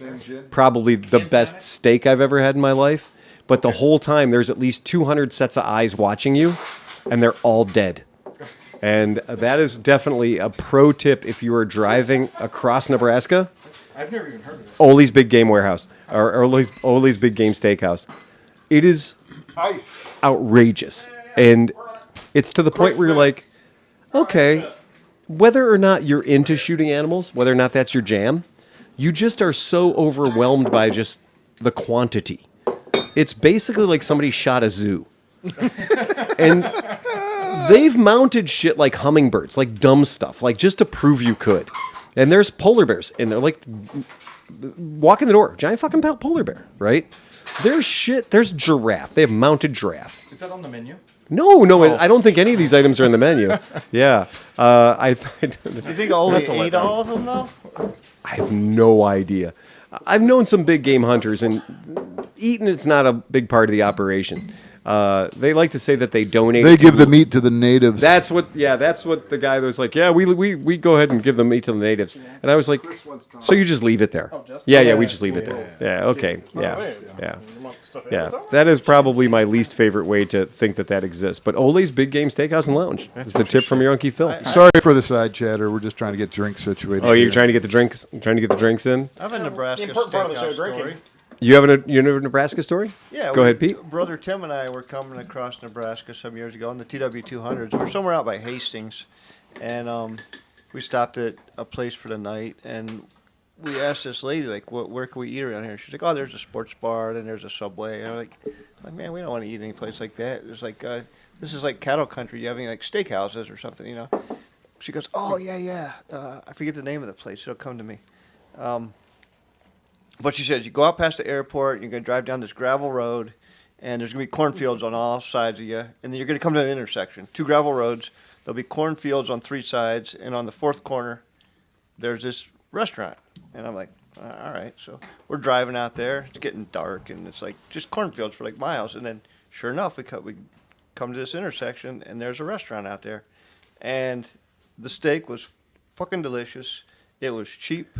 The service was great. And if I'm ever out there again, I'll look it up again. And the corn was fresh. Yeah. And you're on gravel roads on a TW200. Oh yeah. That is fucking brilliant. We pulled up. There's a couple cars in the parking lot, and we're like, man, there's no windows on the place, and it's like, I don't know if we want to go in there or not, you know. But we went in there, and it was a great meal. And I love the fact that she had to tell you you're going to drive down a gravel road, and you're going to come to a 4-way intersection, and there will be a restaurant there. But then she went to the trouble of telling you what was on the other 3 corners, which, by the way, were corn. Corn, Nothing. and more Because, corn. like, the fucking restaurant wouldn't have been enough that you'd know. One time I was driving through Nebraska on the motorcycle, and I went across a place that had I'm not going to say it's lamb fries, but, you know, it's bull testicles, right? It's the last part of the animal that gets butchered, I guess. You got the cock and ball special. It was, but whatever the hell it was, Just before the squeal. I'm rolling through on the bike. It says, home of the state lamb fries, Rocky Mountain oysters, whatever the fuck they were called, whatever the term was, but home of the festival. And I was like, the Testicle Festival. Testicle Festival. Yeah. Yes. Yeah. That's so where is that? I knew it until you brought it up. Okay, sorry. I will continue the story. Nick will bring it up. So I see the sign that says home of the Testicle Festival. And they're like, come on. And they're like, no, deep fried bull's balls, right? The whole thing. So you're on a motorcycle. You're driving cross country. You have to stop. So I went into this place, this bar, and you described it perfectly. No windows. Cinder block building out in the middle of the prairie. Pull in. Yeah, there's like 700 braziers hanging from the ceiling, right? The place has never been cleaned in at least 100 years of ownership, ever. At least 9 of the 10 menu items are all testicle-based, right? And that's the whole thing. And I'm looking at pictures up on the wall of a testicle festival that has run for like 40 fucking years. This is the worst Hooters ever. Ashland. Ashland. There you go. That could be a chick thing. Like women come to eat testicles. I promise you, it was. Would you go to a labia festival? Deep fried. Ovary festival? All you can eat. Dude, you broke Phil. It's an ovary festival. We're going to go to an ovary festival and eat ovaries. Oh, man. But think about that. It's Did even I just worse. break the podcast? Yeah, because it's a cow labia. That's even fucking grosser, man. Grosser than eating testicles? Labia Okay, if you say majora. so. Oh, my God. If you ask me whether I'd rather eat a testicle or a labia, I'd probably go with labia. Lip smacking good. Served with gravy or... So to speak. In some countries, they'd serve that right on a plate. I've seen it. So, to clarify, just so you don't think I'm out of my mind, Put sriracha on anything. here you go, guys. I'm setting you up. This one's a freebie from your Uncle Phil, and thanks to Nick. Sleepy, throw it up on the screen. I'm trying. I can't see. I don't know. Is that the right thing? All right, there we go, guys. June 14th, $10 cover, Ashland, Nevada. Y'all wanted to know where we were going to have the party. Or, and here's the or party. Nebraska. I wasn't lying when I told you 32nd year. 32 years they've been keeping this shit up. 32 years. And it's at the Round the Bend Steakhouse. So Round the Bend Steakhouse is the joint. If you look at the picture, not a window in the cocksucker, right? Fantastic. Unbelievable. I went in there, I think it was a Wednesday, and I rolled in, and it wasn't during Testicle Festival. No, it was just a regular Wednesday. It was just a testicle. It sounds hoot, like maybe. every day is a It was- testicle festival there. Testicle It Tuesdays. was crazy, man. 2 for 1 special. It was crazy. It was bonkers. I promise you, the food I ate was delicious. I had 0 complaints. It was awesome. It was great. Best balls I've ever had. But they did say, you got to come back because we have the Testicle Festival. And I was just like, oh, man. But it is Ashland, Nebraska. Yeah. And Nebraska's a very large state. If you've ever driven across it, it is large and it's windy. Yes. So That might be why they don't have windows. that could have something to do with it. That's Either an that or they don't want interesting. people standing outside looking in as you stuff your cheeks full of balls. You're also true. This is also true. And they're bigger than you think they are. So that is another thing you should be aware of. If you go in there with only your own knowledge of testicles, and you go in there and they serve you what they're going to serve you, you're going to realize these. You're not prepared. Yeah, there's an anatomical difference between you and a fucking bull, and it's size, it's girthy, it's crazy. Yeah, yeah, Oh no. yeah. Oh man, for those viewing at home, yeah, No. yeah. You like your pit barbecue? Well, there you go. The Bean Flick Festival. Yes. Swearingen says 3 stars. Of course he does. The ballroom. It is the, Oh, wow. oh my God, the names just write themselves. Yes, and it is called the ballroom, by the way. Pull it up, throw it up on the screen. You're not going to believe this. You're kidding me. Yes, it is called the ballroom. On the money. They can accommodate podcasts from 4 to 400. So there you go. Please yep. get a quote form today and start planning your event. So if you if our Patreon level reaches the $10,000 I look. place out. I only drive to Nebraska when I'm going somewhere else. Nebraska is always the place I'm always like, well, if we can make it to Nebraska. A couple of years we drove cross country, we were delivering bikes, selling bikes on the West Coast, and we got to the Nebraska state line, and I gave the keys to Emmy. We were driving the truck and the trailer, and I was like, here you go. And she goes, what? And I said, I don't drive across Nebraska. She goes, what do you mean? I said, I sleep across Nebraska. You can drive across Nebraska. Here's the keys. You're driving across Nebraska. So she got the Bruce Springsteen, Nebraska, right? And she was just like, played it. She just played it the whole way across the goddamn state. And I passed out. I fell asleep. How long does it take end to end? Well, 8.5, 9 hours. Okay. Pretty easy. It's 440 some miles. Yeah. And you have to stop for the balls. So, if we make it to 1,000 episodes, Would that be balls out? we make it to 1,000 episodes. I say we hire the ballroom to cater the 1,000th episode. You know, we can eat nuts here. We don't have to go to Ashland, Nebraska. That's true. To eat nuts. I'm pretty sure we could find the right person in our podcast listeners and our Patreons. We could find the right person who would show up at AMA Vintage Days with a bag of balls. Considering the number of odd... Oh, yeah, it's going to happen now. Oh, it's probably going to happen. No, that's thanks for... You've just made that real. Way to curse But that. I'm just thinking about all the meat shops around here, because there are a lot of meat shops around here. And I am surprised that there's nobody that just had... Like, no market around here seems to be advertising this. King Nut. King Nut. That is so fucking bad. So for you riding in Nebraska, because for people that don't know, Nebraska is straight. It's built completely on a grid. Not what I've heard. I'll have to ask One you. nut restaurant doesn't classify That is fucking I mean, look, I'd give my left nuts for something to eat. They have replacements. That's what they all say. you teed that one up, man. tee that up perfectly. Oh my god! Teabag that one out. Teabag that one right up. I can't even. So for driving enjoyment, for riding enjoyment, like do you have a twisty road within 10 miles of your house, or within 100 miles of your house, or within 1,000 miles of your house? 10's pushing it. Yeah. And you know, and it might only be a mile or two long. Right. Type of deal. Yeah. You're just going exit ramps. Yeah. You're just doing all the exit Do ramps. the figure eights. Right. You know, even actually from my place, it's an hour to the interstate. Holy crap. Yeah, whether you want to hit 29 or 80, you're an hour to You're the an interstate. hour to get to the big road. Mm-hmm. Damn. Oh my. But I mean, God. if you go like 20 across the state, it's pretty decent. Yeah. Got plenty of farm roads too. Right. Well, and that's the whole deal behind putting that KE 250 back together is yeah. So as That far as is- cross country and enduro stuff, there's Damn.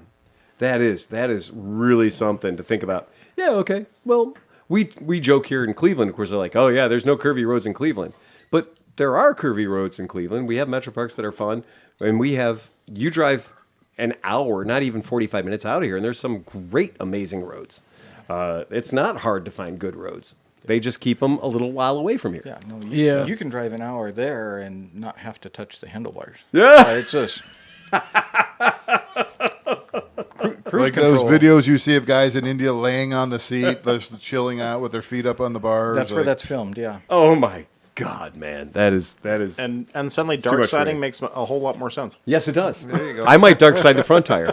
That's true. I might double dark side. I might just be like, yeah, okay, that's it. Well, Right. why waste it? Great. Yeah. Oh, That's called lane assist. Like the stays right there. Well, we got 3,000 miles. Time for an oil change and a back tire. Yeah. Fair enough, right?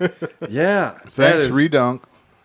Yeah. That is something. $5 man. for the 500. Right on, man. Woohoo! $5, man. We're getting ever closer to our goal of 10,000 to have the Nut Festival. Gotta be careful what you wish for, dude. You know what? 10 grand comes across our plate. Let's go. Well, so I wanted to bring us up to speed on that because we have got some cool stuff happening. We wanted to give Mike Horner kicked in at the $10 level. So Patreon member Mike Horner, or Mitchell Horner, sorry about that.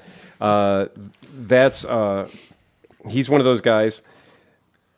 Mr. Horner down on the corner. So, but no, this is the guy that says, I'm going to read this to you. Well, shit, you got me to support again, which is saying a lot from this cheap-ass KLR owner. Yay! KLR owners rock. Right on, man. Does he have the double What? crate? Oh, yeah, that's the double. That's the new high That's end. the new high end. Yeah. That's the new high end. I'm going to have to put together my doubles, my custom double crate. Fancy boys. K to the L to the R. It is the killer. And I'm happy to support you all. I've listened to every episode, and I'm happy to see Grumpy Sewer Guy is back joining the pod. Yeah, not for the 500 though. No, Dick. you had to stand us up. Is that G400C still for sale? I would love to buy it, fly to Cleveland for DGR, and ride it back to Kansas City. Yep. Let me know if this is a possibility, and I will sign up for the Cleveland ride. Not only is it a possibility. When's your flight come in? We'll Jesus pick you up. Christ, All we right. might get action on this. We might lay odds. Yeah, I think that's a good idea. Who's he staying with? Right. There you go. That's another good option for him. So yeah, we could do that. Right on. We'll figure it out. Chicken coop. You can stay at Chicken Cinch's coop. Chip. We got a pool and a pond. That's nice. Pick us up some beef balls along the way. He's from Arkansas. Kansas City. Kansas City. Chicken coop's fine for Kansas him. City, man. Kansas City's a big town. That's man. another beef Yeah. town too. Kansas City's a big town. You got a beef. But Ryan Hegdahl, he bumped himself from $10 to $20. He just became a fucking legend. Thank you, Ryan. Nice. He's a fucking legend out there. Should I Goddamn say Mr. fucking Hegdahl? legend. Yep. He gets bumped. He gets his rank bumped on that one for sure. And then Scott Montour, he comes in at the $10 level. So these guys are getting the punchlines now. They're not fucking around. They're sick of listening to this podcast without the punchlines. They didn't just hear the Right, for the last right. 5 minutes of Smith over there. But Digman did say he does not want the punchlines. He's in at the $5 level. So that's it. So we had some new patrons. That's always super exciting. We love you guys. I have to ask, is that a real thing? What? No. Is it a real thing? Was a real thing? Yes, there's a Patreon group. Yeah. I know there's a real page. Oh, yeah. No. Yeah, but no, we don't filter out the At we the- don't filter out the funny. at the things. 150 we don't have that technology. At the $150 That level, would be you get so the Discord. cruel. It would be very cruel. But there is a funny thing in the way that Sidge, why is your thumb all wrinkly like it was stuck up your ass for a long time? It looks like it's underwater. I've been You working. suck your thumb? I've been working on motorcycles Yeah, a lot, he's dude. He's taking all the moisture out of his fingers. He's got Crypt Keeper Looks like fingers. it had a lot of moisture, like you were thumb fucking something. Well, They're all dried that's- out. They're all dried out. I do have to have pleasure. to You been myself. playing with the chickens again? Yes. One on each hand. One has two thumbs and loves chickens. This guy. Did I tell you what I had to do this last weekend? It's No. kinky. Yes. It's kinky if you use the whole chicken. My wife went out of town, That breast. so that left thigh. me taking care of the fucking chickens, right? So the one barn. That's why you got that thumb. The one barn, no big deal. It's like 2 roosters, 12 hens or something. Right. They're cool. They're They're all fine. like, hey, what's up, dude? Right. What? You want to pet me? Oh, come. Oh, yeah, here you go. Right. There you go. Food, cool, whatever. Yeah. Then she's like, okay, the back barn, those are the ones we got from your daughter when she was raising them at school. They're all dudes. They're all roosters. Yeah. God. And somehow they get along, though, right? But that's because they banded together to kill me. Like They have a common purpose now. When I walked in, the one dude took my head out, the other 2 took my legs. I found myself on the ground being pecked by 5 They heard fucking you giant- coming, and they were Dude, strapping little blades to their heels. Seriously. Yeah. They fucked me up, dude. I had cuts. I'm bleeding. The more yeah. blood that came out, the more excited they got. yeah. It was fucking crazy. I'm like, these guys are fucking dinosaurs. They Yeah. got Patreon members. Yeah. I'm just thinking about the title. I'm thinking about the title for this video: "Sleeping a Bunch of Cocks." yeah. Surrounded by angry cops. Once again, beaten down by a bunch of cocks. Surrounded by mad cops. Sleepy, I got a big bottle of Red Hot sauce. I was going to say, you can eat a rooster. If you're just tuning in, this is all Right. about balls and I'm cocks. just- the first one. The same as the Cock last and ball special. $499. Steve, the cock and ball special. we talk a good game. Go ahead, Pete. And Steve ended up bloody. What were you saying? We talk a good game cock? We talk a good game, but today a squirrel got into the shop. It started with Renee going, Oh God! So Squirrels. Renee doesn't normally let out a squeal. Renee let out a squeal, and I was like, "What?" We had a customer in the shop. It's like, "Whatever has become of you? What's going on?" She goes, "We have a squirrel." So we have the roll-up door open, and nature comes in. But the squirrels are just fucking ridiculous.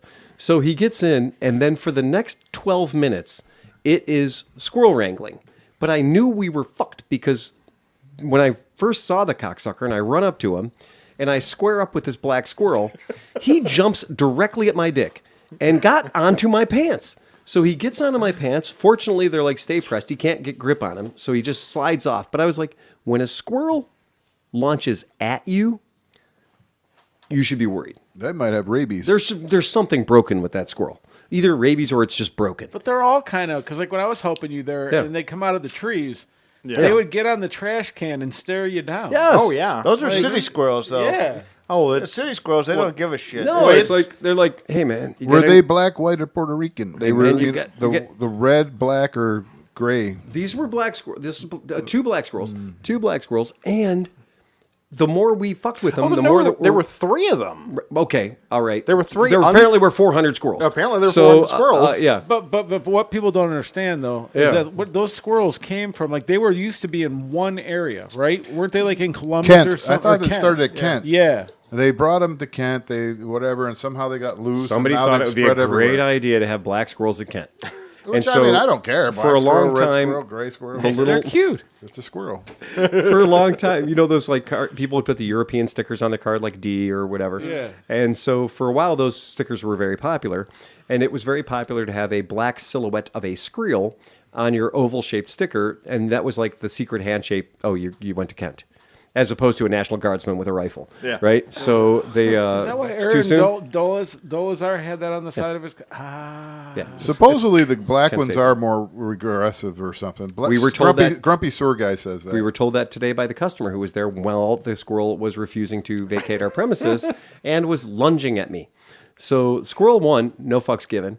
2, I can take a squirrel. 3, I fired up the leaf blower, the Ryobi, Yeah. the Ryobi, my Oh, first yeah. leaf blower. And so I fired up the Ryobi first leaf blower because like kicking things and making noises, it was just coming at me. Yeah. Like every time I'd be like, I got you. And he'd be like, yeah, I see you now. You need to reach Right. into your left-hand pocket. I was no shit. I was like, man, a snake load would do so well right now. But long and short of it was, I got the leaf blower, and the leaf blower did piss off the little bastard. So we got him all the way out, got him out of the showroom, got him into the tunnel, got him out in the hallway. Great. And we were like, cool, we're bringing bikes in. You ended the standoff. That cocksucker ran right back in, all Oh, the way no. back to Tom's He was shop. back on my laptop. He was on fucking eBay. And by the way, I don't run ever. Tom and I were both running across the shop. Like, it's good to know we can move if we have to. yeah. As much of a run as you can pull off. Now, Again. what did the squirrel order?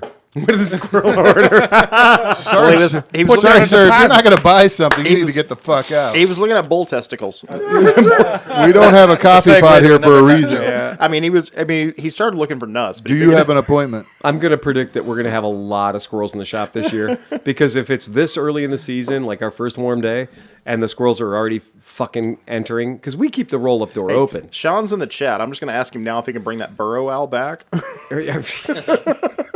Just leave him in the hallway. Yeah. Mutual love, oh my. Sean's seriously like, ooh, free food for Oh, my, yeah. I mean- my Raptors. I think if we can get a couple, 3 of them in the showroom at one time, just get a couple, 3 squirrels in the showroom, block off all the doors, and just bring that red falcon, that red-tailed tail hawk. hawk in there. We'll bring the red tail hawk in there and just sit back and just start up the cameras. Because I would just. Until they run through all your new bikes, and the hawk is just smashing bikes over. It's a hawk. There'd be bird shit and blood everywhere. I tell Sean O'Hara every time he shows up, I'm like, he's like, oh, the bird shit. And when the red tail hawk shits, it bends over forward and it shoots the shit out its ass about 6 feet. So it's like got ballistic. Yeah, Sean's right there. Sean's like, I'll be around. Fuck yeah. And it is so funny, but I'm just goofy for these predator birds. Like, I think they're great. And if one of them shits on a motorcycle, that's cool. I'm fine. One of them is shit on the floor. That's I was an like, upcharge. I was like, don't clean that up. Leave that there. I want people to see fucking raptor shit on my floor and be like, this place knows how to party. Yeah. Yeah. Anybody who shows up and is like, holy crap. Bird poop on the bikes. I love it. And a full bar in the kitchen. The mailman walked in one time when Sean had the birds in. The mailman walks in and goes, holy fuck. And then another time, the customers come to the door, and I greet them at the door because we keep the door locked anyway. I greet the customers at the door. I'm like, I'm just letting you know up front. we got a friend here who's brought some Raptors. So if big birds freak you out, you might not want to come in the shop right now. It's not like, let's put these birds away for you. It's like, no, fuck you. We're enjoying the birds. If this is not your speed, you can go buy bikes somewhere else. I mean, there's a cassowary running down the hallway, you know. Just guard your nuts, boys. But the customers came in. Their customers were like, oh, yeah, we can handle some birds. And then they came in and they saw that we weren't talking about fucking parrots. You know, we're talking about big goddamn birds that bring down game. And the customer walks in, and just as this fucking giant fucking bird is like full 6 foot wingspan, and the customer's like, oh, big bird, real birds. I was like, yeah, real fucking birds. Are we going to walk down to Smedley's after this? Are we? We're going to have to do a backyard gaming. Smedley's is open again. Nice. Oh, yeah. It's open. It Passed by closed, on the way in. and it's open again. So go figure. That just shows anything comes back. Gucci's come back to ClevelandMoto. Smedley's comes back to West Park or Cam's Corners. Yeah, nothing stays. There's been a total rise of Harleys up and down the street. Just There is. Today was insane. Today Like, was all right, cool. fucking mental. That one guy that's rolling down the street playing playing deep bass Mexican music. It's hysterical. I'm like, do you work at 150? Is that what's going on? It's just, it is, our neighborhood at the shop is one of those places in Cleveland where the sun comes out and yeah. it just like must bring loud motorcycle. Dude, I miss some of those outside, and I know it'd be hard to do it, but the Crackle outside cast. cast. But with the dude, remember the guy that Why is came it and hard? fucking killed himself right in front of us, like on his bike? He just crashed right in front of the fucking podcast. I have an 8-channel mixer you can hold in your hand. Dude, there's like 10. I know, but I'm saying And there's we 10 have lawn chairs and a super fire solid pit. We have super solid Wi-Fi at the shop. We got you covered. All right, everybody, let's move outside. Okay. All right, grab your liquor. Let's go. Let's test the system and see how fast we can get outside right this minute. The for real. The that is super cool. It's for us, doing the podcast outside is an extremely good experience because we get the neighborhood action. The people from the CMHA high rise next door. That's an assisted.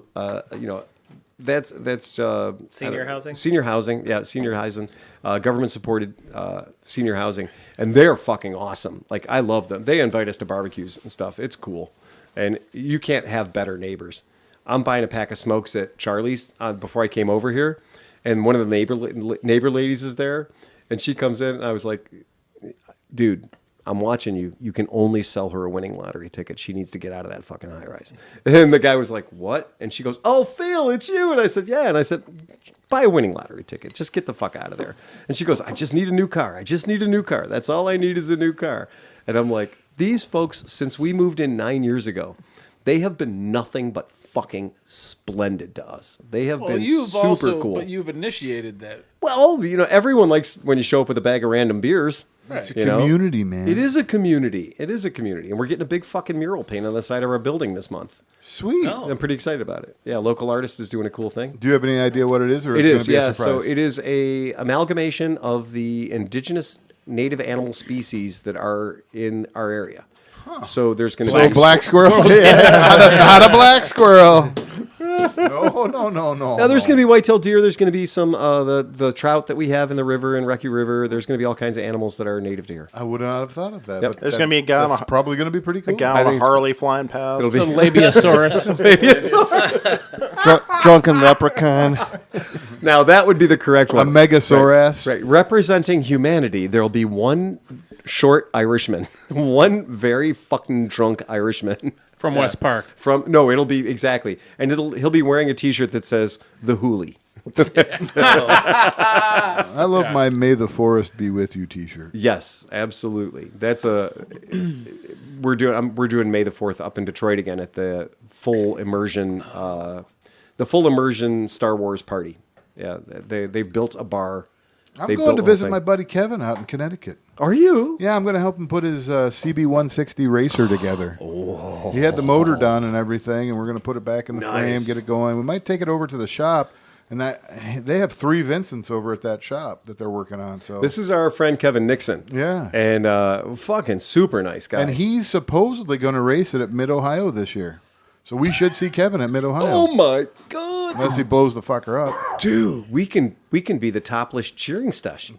You can write an N on your chest. Topless, right? bottomless, anything. We'll Tasteless, full N-I-L-O-N. Monty. Yeah, we'll just be hiding around turn 6, So just when he's got a lot on his mind, just like 5 naked, semi-naked guys. By the way, Don Yeah. Slicker, if you're still listening out there, he's supposed to come up next week.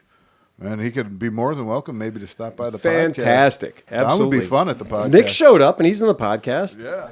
He showed up to steal lithium. Yeah. Lithium. Stealing car batteries.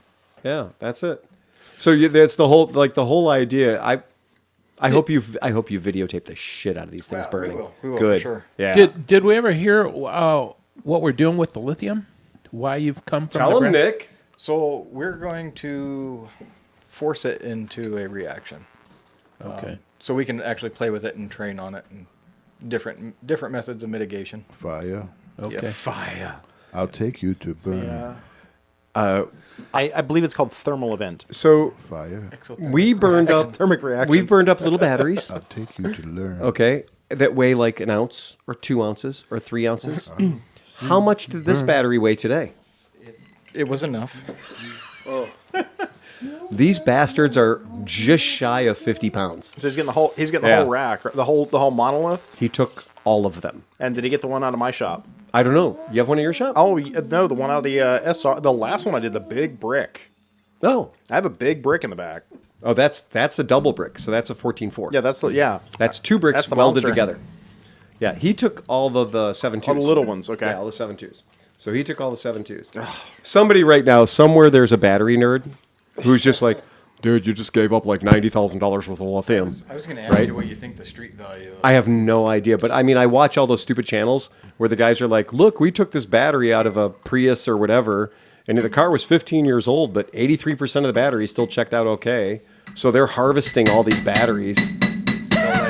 Attention, your attention, please. Okay. Well, all those who have not That's done so, great. please do so. Except for at the this time. guys that are listening to it in a week when we drop it through their headphones. Yeah. That's all fine and good That's, coming you out of know- your television. That's the tricky bit because I kept looking at the rack going, there's a lot of Panasonic cells in there, but I am not that desperate for battery. No, I can buy a fucking. I can buy a 1.5 volt battery. I can buy a AA. Yeah. And these are the flat packs. Yeah. So this is a shit ton of flat Well, I packs. think there's some loose ones back by the lead acids in the shopping cart. Oh yeah. And then the huge monster brick that's in the very back that needs to. Well, the point is, for what he's doing, I think 50 pounds of lithium is probably adequate for testing I purposes. think that's a nice controllable number for training exercise. yeah. Yeah, sure. It feels like you could take like a city out with that. I just know that when electric cars do get excited, that they do burn for a long time. It did cross my mind that I'm traveling across like 3.5 states. Yeah. I hope with you this don't in the touch back of my off. pickup. Right, yeah. I mean, they Do I need a placard? no, or- some of those have been sitting for like 3 years. So like the phrase inert, right? I think these are pretty. They've been proven that they're not in any hurry to hurt anybody. Well, Yeah. I mean, it's only. Well, don't let it's you go only- up past, get west of Fort Wayne before you go up. It's only like what 2 Teslas worth of batteries there. So Wasn't it Kevin Nixon who was doing a cross country ride on electric motorcycle when they were They were anally doing- intruded by a? Yeah, something happened there. The truck, their Yeah. chase truck got blasted. You Right. know, so it wasn't the electric motorcycle that was a problem, but Right. but he was doing a cross country. Yeah, they were with doing a another guy. cross country Yeah. race and they got blown. They got attacked by an 18-wheeler or something. Totaled the truck that they were, their chase. Well, so this vehicle. is like, don't get your gasoline powered truck involved with a crash right now, because then you'd be a statistic about an electric vehicle crash. Yeah. Because you're literally carrying an entire car's worth of electricity. I mean, you might want to secure that somehow. I don't know. Wrap it in. I think I would rather it be out of the vehicle. Yeah, on a little trailer. Big or fat something. crash. I don't want to be anywhere near that shit. Yeah. Big fat crash. I might self eject. You might Leave the tailgate down. Leave the tailgate down. I think you're relatively safe as long as you can bail out of the truck quick. Right. Yeah. I don't want to be anywhere near that. tuck and roll. You might get a new truck out of the deal. So speaking of vehicles, I forgot about this too. You just talked about cars. How's catching your up. vehicle running there, Cinch? On coming here on the way here, truck this broke- dude Your going. truck broke down again. I'm No, impressed you actually made it. Thank you. I did have to fix the truck, but anyways, this Before car- or after you left for here? No, before. During. At work. I was at work when I fixed it. But going the opposite way on 20. Yeah. There's like a Miata looking car coming, and behind the car, I'm like, is that like a cloud of smoke? And then, like, as it keeps getting closer, the cloud keeps getting billowing bigger and bigger. And sure enough, this little Miata fucking car is passing everybody's smoke. And as he gets closer, there's flames shooting out of the bottom of the car. What? And so, like, people are beeping. This dude is like... And he's caning it. He is like Send fucking it. on it. Like he is just like, I don't know if he was high or what, but he was just wailing. Like you could see him. He was stoked that the car was going that fast. Oh. And I keep looking in the rearview mirror, and there's literal flames shooting from where the transmission is on the car. And then it just went out of distance. But I'm like, holy shit! And then as I kept driving, there was the cloud of smoke just floating down. Hey, 20 your car's all the way on down the fire. lane. Yeah, No, it's just seriously. burning a little oil. Yeah. John Candy. Yeah. Yeah. That is Oh yeah. That is Planes, trains, terrifying. automobiles, right? yeah. That is terrifying.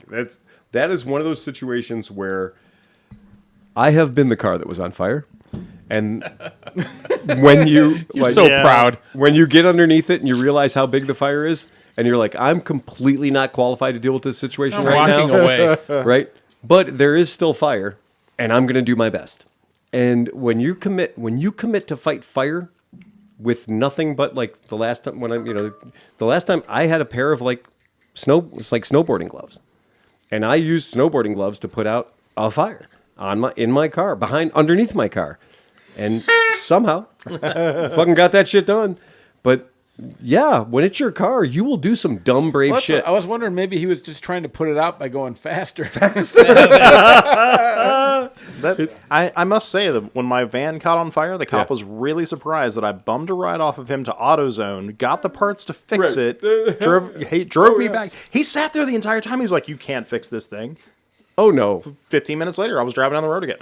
When my Ford Ranger plow truck caught on fire, like up in the airbox, it all just went to shit. And yeah, I had to make money. Like that's a plow truck. Hey, gotta earn. Let's go. They didn't ask me. It's not like they're gonna stop snow so I can fix my car. Do you even have a drink over there? I have a can of beer over here. Yeah, I'm good.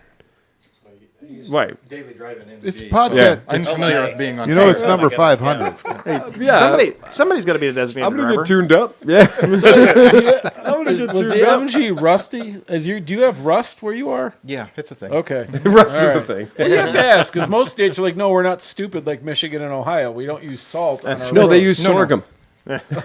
No, we're stupid. No, I think they use like pure acid on the roads here. They use I've never psyllium seen husk. the rust on the Civic, man. That is not natural. Yeah.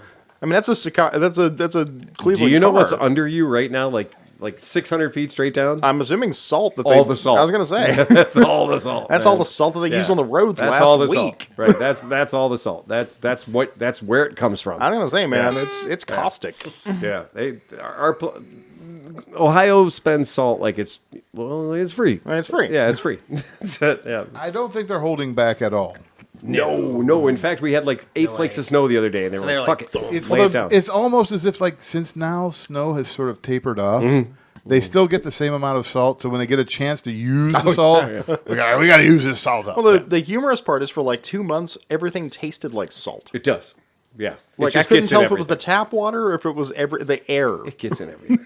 Yeah. Well, no. Remember when it was like 17 degrees? The salt turns into powder, and It you does. can see it looks Oh, like yeah. fog floating through this whole area. Fuck, it's sparkly. Yeah. You're like, how the fuck is just the air sparkly? And you're can't like, the understand air why- is sparkly because it's full of salt. I can't so understand why pretty. everybody has sinus issues in the And wintertime. I've been to the beach a lot, and it's not as salty as Cleveland. No way. Not even close.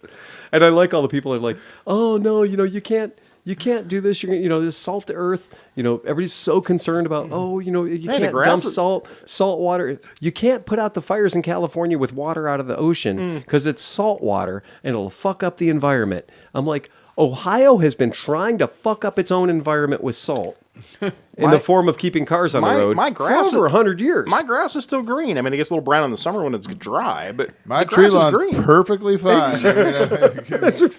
It's almost as though somebody said, I challenge you to put more salt into this earth.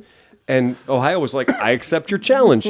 It's like us, Detroit, and Buffalo are literally pulling it out of under our Great Lakes and putting it on our streets. It has to make a difference, though. Like, is Lake Erie going to turn into a saltwater pond at some point? Again, I mean, yeah, right. The salinity has to like have it gone used to up be, over right? 30 years. it's going to have to fight the chemicals for that.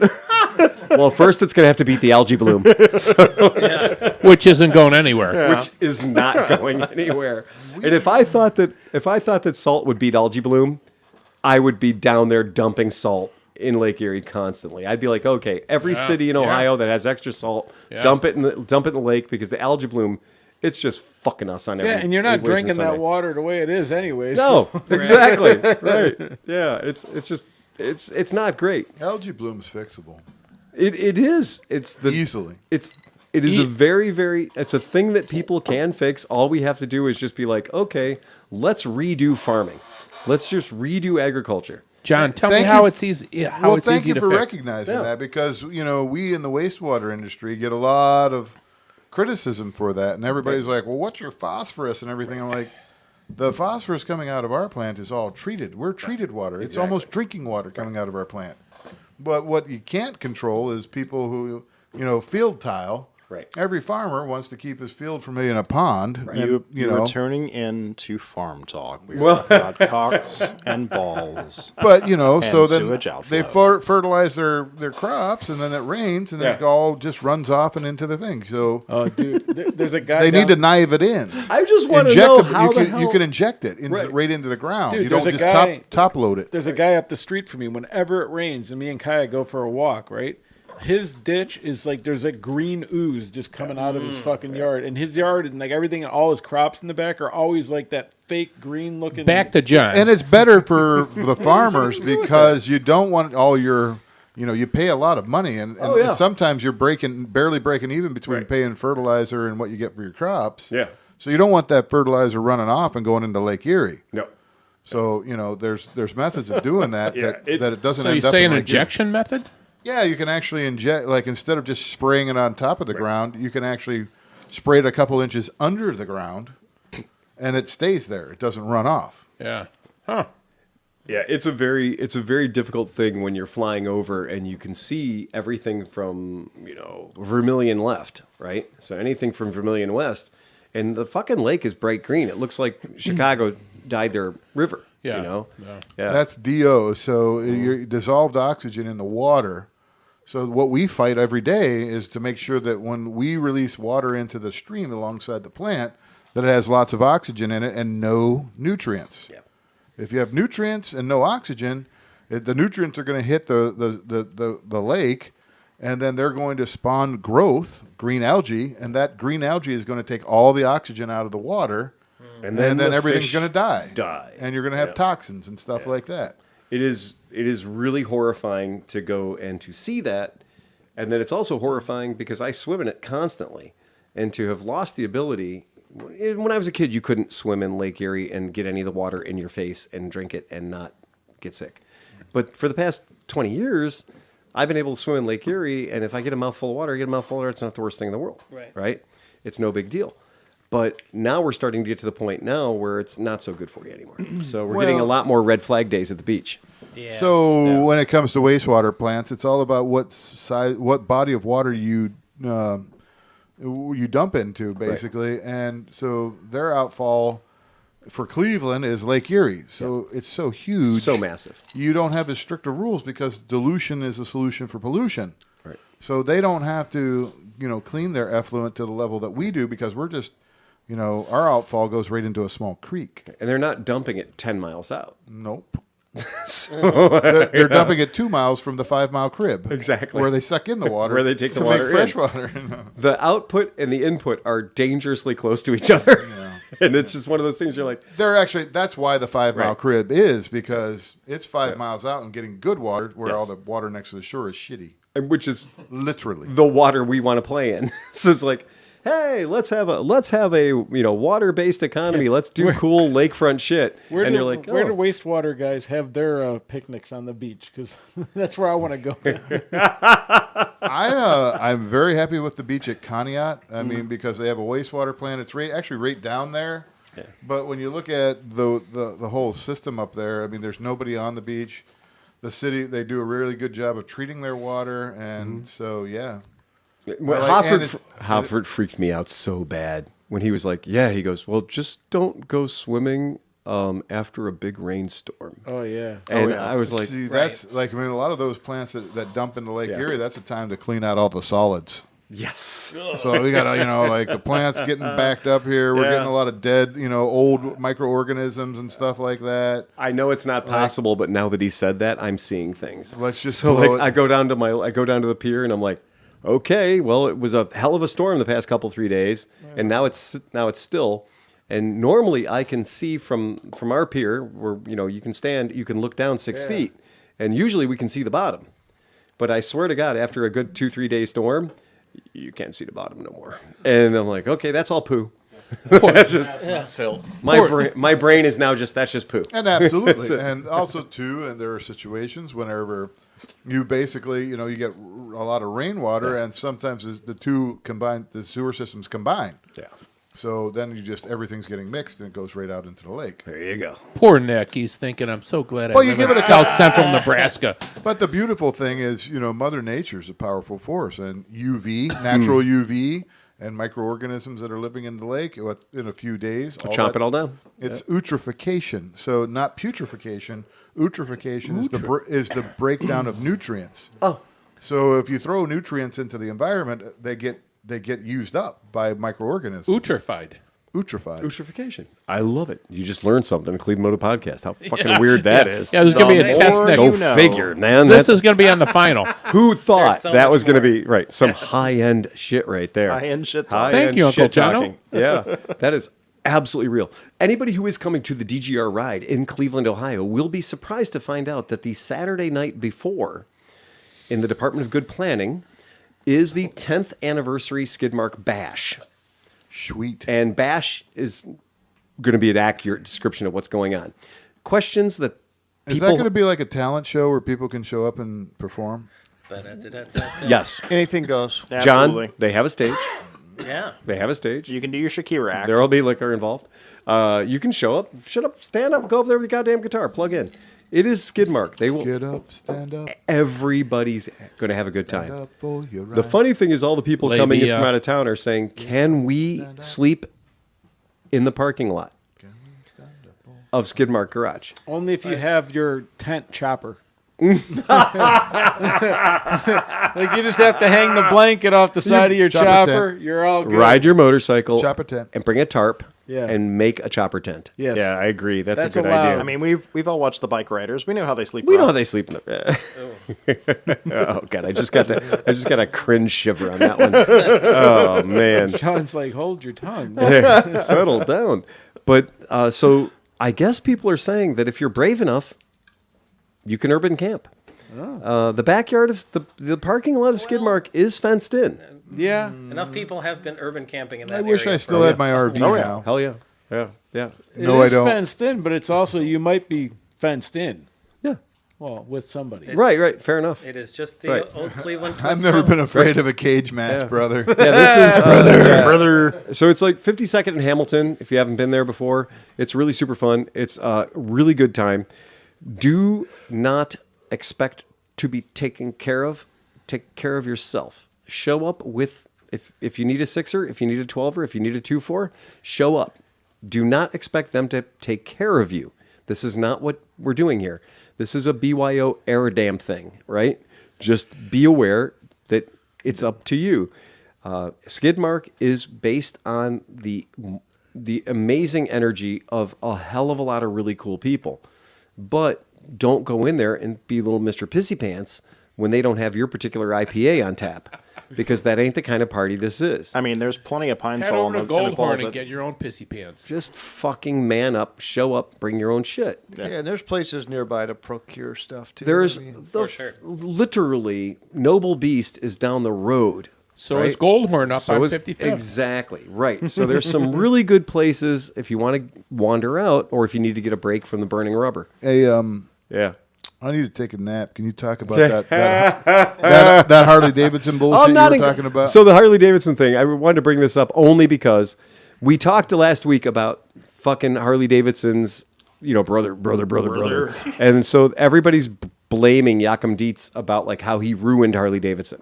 So the solution was, okay, we're going to get rid of him. We're going to force him to retire. I'm going to give him a bag of money and tell him to go fuck his hat. But nope, that wasn't enough. I didn't even know there was a thing called H partners. Yeah, H partners sounds like somebody who shares very expensive medication, right? Yeah, we're from the Dallas Buyers Club, and H partners is right over there, right? So that's what it is. I had It's not the kind of medication we like. It's not the kind of fun Preparation medication. H? Yeah, Preparation H, right. Preparation H partners. I had no idea. So H partners management, they own a 9% stake in the company. A whopping 9%. A whopping 9%. It's like, fuck you guys. Which in Cleveland we call that tax. Yeah, okay? yeah, fuck you guys. Fuck you. 9% stake. And so they're saying, no. It's not enough that we got to retire that guy. We have two thumbs. We need to pick the new CEO. I'm sorry. What level of board member are you? Oh, you're not. You're just a fucking investment firm. You're an investment firm that somehow has managed to get 9% of Harley-Davidson. Well, you know what? I got a Vanguard account. I get weird emails that say, like, we need you to vote on something. And I'm like, I own a chair in the lobby of that fucking business. And you're going to ask me to vote on the new CEO? You have misplaced your trust in my ability to make a decision regarding your company, shareholder or not. Which stuffed shirt MBA do you want me to vote for? Yeah, but the point being, these guys are an investment firm, and they feel like they should be involved in not just Zeitz, but they want to kick out 2 other board members. Now, Yeah. so one, you're not a board member, so fuck your hat. 2, you own 9% of the company all in, right? So, I mean, in my life, I've owned 10% of some things, right? But that didn't buy me a say in who got elected to the board and whatnot. Last thing I thought, the board members voted on the board. So if you want to be a member of a board, you vote. The board votes. They don't listen to these pricks over here, right? Let's vote right now what we should do with Harley Davidson. Well, I put it to the floor. right, Should we right. What should we continue do? selling $30,000 Mega Ultra Super Right, Glides? exactly. Or should we sell something that people will buy? That would be a great idea. They should go back into lawn equipment again. So Golf carts, 3-wheeled golf carts bowling alleys. might look like a good idea right now. Triumph. Go ahead. Dave Oster says, "Gotta bounce 499 cents for 500. Yay! $4.90 for 500 episodes since YouTube app is dumb and I can't get it to do 500 cents. That's hilarious. That is funny. The YouTube app is great, and he gave us 3 stars too. So Osterday, fucking hero, man, fucking hero. The absolutely love that shit. Zeitz did try to do this thing. He tried to bring in a 300 or 400 cc bike because. Fucking wake up call. Guess what? Triumph's selling all they can print. I want to know what he had. 400cc bikes. I want to know what he had to do with Livewire. Well, so that. You know what, John? Since you're not checking out, I'm gonna nap. Well, hold on. So the Rewire program. The Rewire program was that Harley Davidson was going to bring new riders into Harley Davidson by offering 3 things they had never offered. 1, an electric motorcycle. 2, electric bicycles. And electric stand-up kids scooters to get little kids on bikes that said Harley Davidson on the side of them.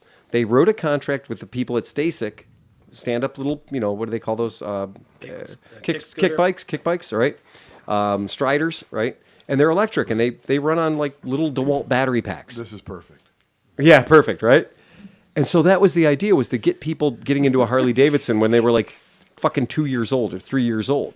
Good night, And so gentlemen. you go from your little 3-year-old Stasic bike and you get into one of their small lightweight electric bikes. And then you can get into their Livewire if you're so inclined. Or maybe you buy a Sportster. Well, it doesn't matter. The point is... Wait a minute, wait. And maybe you buy a Sportster. That's kind of a big jump. Well, the idea would be, in the 60s, Harley-Davidson said, we're going to offer 125s. In the 50s, they said, we're going to do the Harley-Davidson Hummer. Right? We're going to do a 125cc motorcycle. There were 50cc Harleys. There were 70cc Harleys. There were 90cc Harleys. There were 350cc Harleys that you could stepping stone, bop, bop, bop, bop, bop, and you could go from the 350 to the 750, right? So a lot of people that owned the Sprint, a lot of people that had the Aramaki Sprint did eventually step up to the 750 Sportster. That was a thing you could do. You could walk into your Harley dealership and say, trade in your 350 that goes 75, 80 miles an hour, and you could get onto a 750 Sportster that could go 85 or 90 miles per hour. That's a logical progression. Harley Davidson had you from the time you were this big till you were dead. Like, they literally offered a bike for you from the baby 50cc bike all the way up to the bike that takes you to your funeral. Right? And you kept buying. And you kept buying. And you had a collection of belt buckles and T-shirts and boots and garters and all kinds of crap to go with it. And your dog drank out of a Harley Davidson fucking bowl. Meanwhile, a Honda, Right. 350 cc's or bigger will do 100 miles an hour. Exactly. Nobody's gonna go back and say, oh yeah, and Harley was better in 1969 because they weren't. They became challenged. They became a problem, and that's why Harley Davidson, in the AMF years, did bring in a bunch of stuff that was Italian built or Indian built or whatever and stuck their badges on it, right? Because they needed to be competitive against the Japanese bikes. And they knew that they couldn't build a 350 in Milwaukee that was going to be able to be priced against a Japanese Yamaha or a Honda. So they did what they could. They should have just bought one of the big four. I mean, if they'd have just done that 50 years ago, Yeah. bought Kawasaki Right. or Suzuki. And instead what they were doing is they were buying products from other manufacturers and putting their badges on it. John, Right. Instead of buying Italian companies like Americi or Italojet, I mean, they should have bought a Japanese company. transistorized radios will never catch on. Well, but what I think is, I don't think that Honda was. Cybertrucks are rusting. Cybertrucks I don't are think rusting. Honda was interested in selling, No, and I don't think Yamaha was interested in selling. no, you're probably right. So I don't think these companies wanted to sell. I think those companies wanted to continue to do what they were doing. Not that you're probably right. You are right. Those companies built things before they built motorcycles. Yeah. In most cases, and they built other things other than motorcycles. And but they're still building them. yeah, they are, and they really are. Now, Harley Davidson did try with the Rewire program. The idea was to start hitting customers. I don't think very hard. I mean, like the LiveWire program. I mean, like, it's silly. I mean, but I mean, how many live wires did they actually sell? 500? Not enough. Not remotely nearly enough. I mean, they're museum pieces before they, Right. they're collector's items. Like, Right. it was like, you know, they should have been numbered. Do we think that You've got the 500th, the last and the 500th live wire. The Foundation Series live wire. I think we know those guys And actually? did you ever see I'm on a any of list the with them. bicycles or scooters in a dealership? I never. I did, yeah. I don't go into I've- Harley I dealerships, did. so I wouldn't know. I've They seen actually them, were they there. Had them they had them at Mid Ohio last did? year. last year. And they had them at the AMX. I'm an itinerant marketplace person, and I've never seen one on Marketplace, so they must not have sold very many. No, they were just. Obnoxiously priced. That's They going to were- be like the Honda Kick and Go. Yeah, it is going to be like the Honda Kick and Go. Yep, absolutely. It's going to be a thing that existed. Nobody's going to remember it. Yeah, you could buy. I remember when I was a small person that you could buy non-gasoline powered, human powered Hondas. The Kick and Go. Yeah. They had a bicycle. They had a bunch of different things at the Honda dealership that were badged out as Hondas. Sure. So that's a thing that exists. And look, I mean, Honda's been selling all kinds. I think of Harley should make an MX bike. Damn straight. So and it seems like a lot of people are getting in on that. So Triumph did it. Ducati's doing it. They are doing it. Ducati's bringing a fucking 450 in. And Is it Honda doing the electric Grom? I don't. Or is that I a? saw something about an e-Grom. Yeah, Where's there's- Grom Beardo? Yeah, where is Aaron? Come on, man. But not to deviate too bad. Remember, there was a Harley Davidson 500 in the last 15 years. No, there was not. Tell me what more Street about 500. This. Oh, Okay. I thought you were talking about the Armstrong. Right. Well, no, we're not going to talk. That's a fucking stupid deep dive right there. But then there was the Street 750. So those were two motorcycles that Harley Davidson put their name on. They bought an Indian product. They threw their name on it. They sold it to the dealerships, mostly because Buell went away and they needed a bike for their training program. So they're bringing them in. That's fine. They're going to be for the training program, and then you sell a few of them. It's fine. It's an entry-level motorcycle. Where does Harley Davidson compete? The only place they compete now is because of the Battle of the Baggers. But they don't have a GP bike. Yeah. They don't have a motocross bike.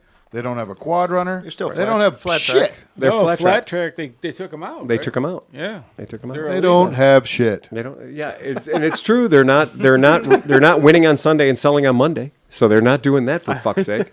But when Zeitz goes, That or Zeitz number goes in- that number one white, red, white, and blue Yeah. little flag Yeah. plate you have, throw Right. it in the fucking garbage. Well, they haven't earned it in a really long time, Chris.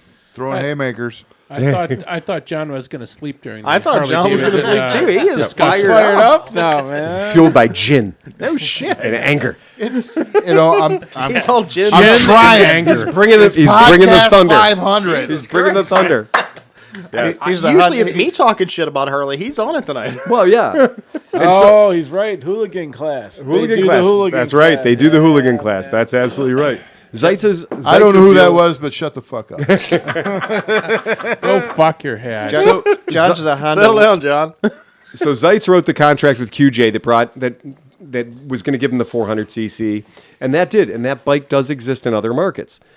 Give me a CB500X, and I'll beat any Harley into the ground. Well, On any surface you want to on, race on every knowable surface.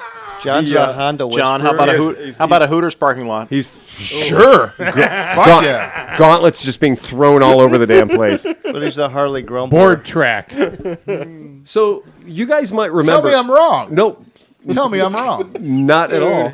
That $100,000 Harley will smoke. Oh, that your yeah, CB the king of the 500X. bagger, king of the bagger of the king of the baggers. $110,000. He's back. He's back, baby. He's back. Is that what it was? We talked about it. Yeah, the 100. Yeah, that one. It's the mega bagger. Are you sure? Right, it's the mega It's bagger. like 189 horsepower, dude, Yeah, it's bonkers. with can- Olin suspension. But can it put it to the road? Yes, it can. Yeah. Yes, it can. Yeah. But- Shut up. Oh, shut up.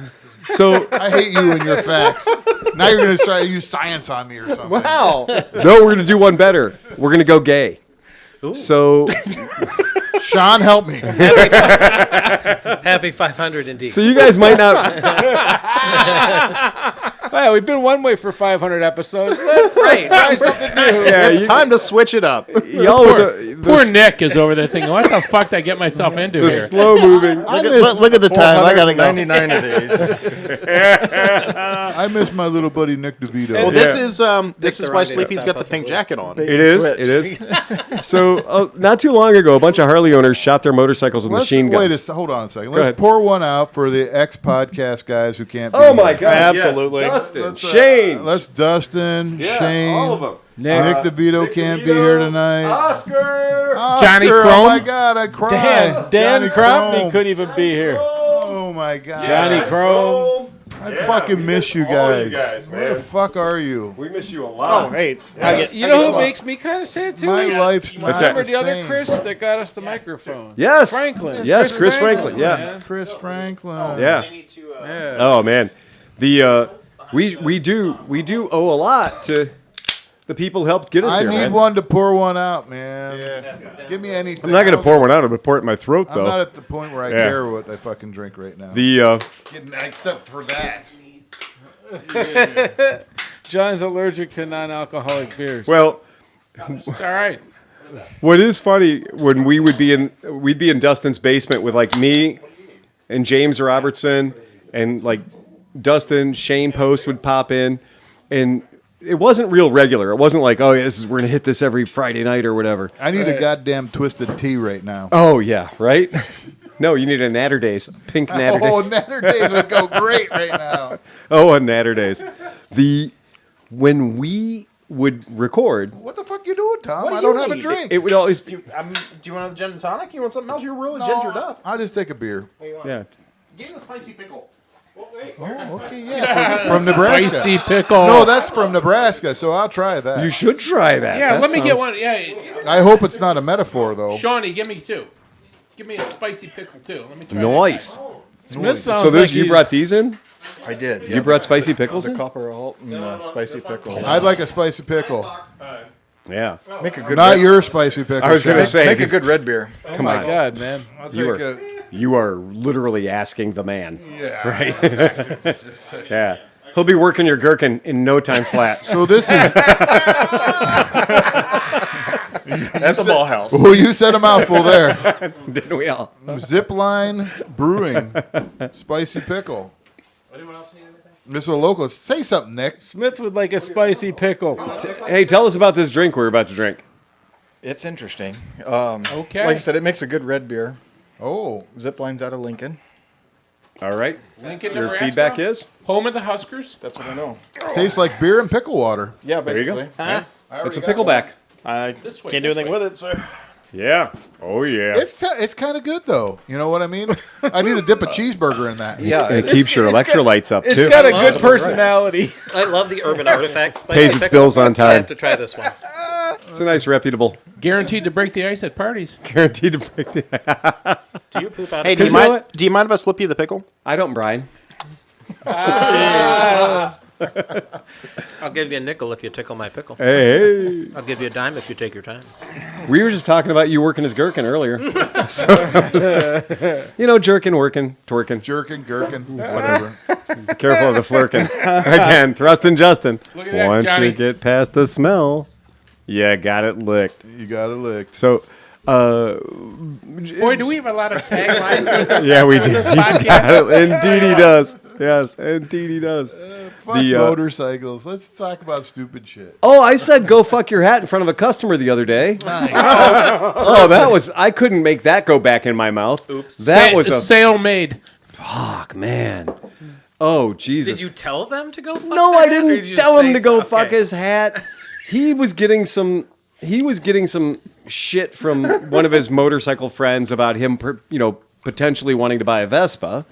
And meanwhile, we know all kinds of great people that have Vespas in the garage with their other motorcycles. And they're Getting not the even gay, Vespers. most of the other ones. Well, okay, right? Yes. So, dude comes in. Now, this is to put this in perspective. This guy's a 30-year veteran of a very large package delivery service. They only deliver large packages. Oh, I'm tell me listening. more. I think here I've we go. done Nomad. contract work for them. Nomad says, getting to hang out with y'all was amazing and always a great time. Thanks for all the fun. And throws $20 on the fire.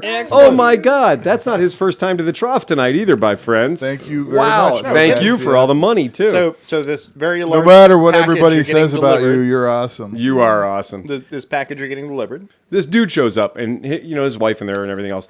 And so he's like, well, I really want to buy this bike. I really want to buy this Vespa. But I got to say, I've had the same Harley Davidson since 2010, right? So he's got a 2010 Road King, a bike I like. I like Road Kings. I'm a fan of the bigger, girthier Harleys. And so Road King, He said girth. it is all girth. It is all the girth. In fact, a Road King is just girth. They're not- Be honest, it's one of the Harleys I would be interested in owning. it is, Funny, John. You know Right. what we have on the floor right now? strangely enough, It's hard to say no. Well, I don't want to spend money for it. no, but you can borrow it whenever you like. Exactly.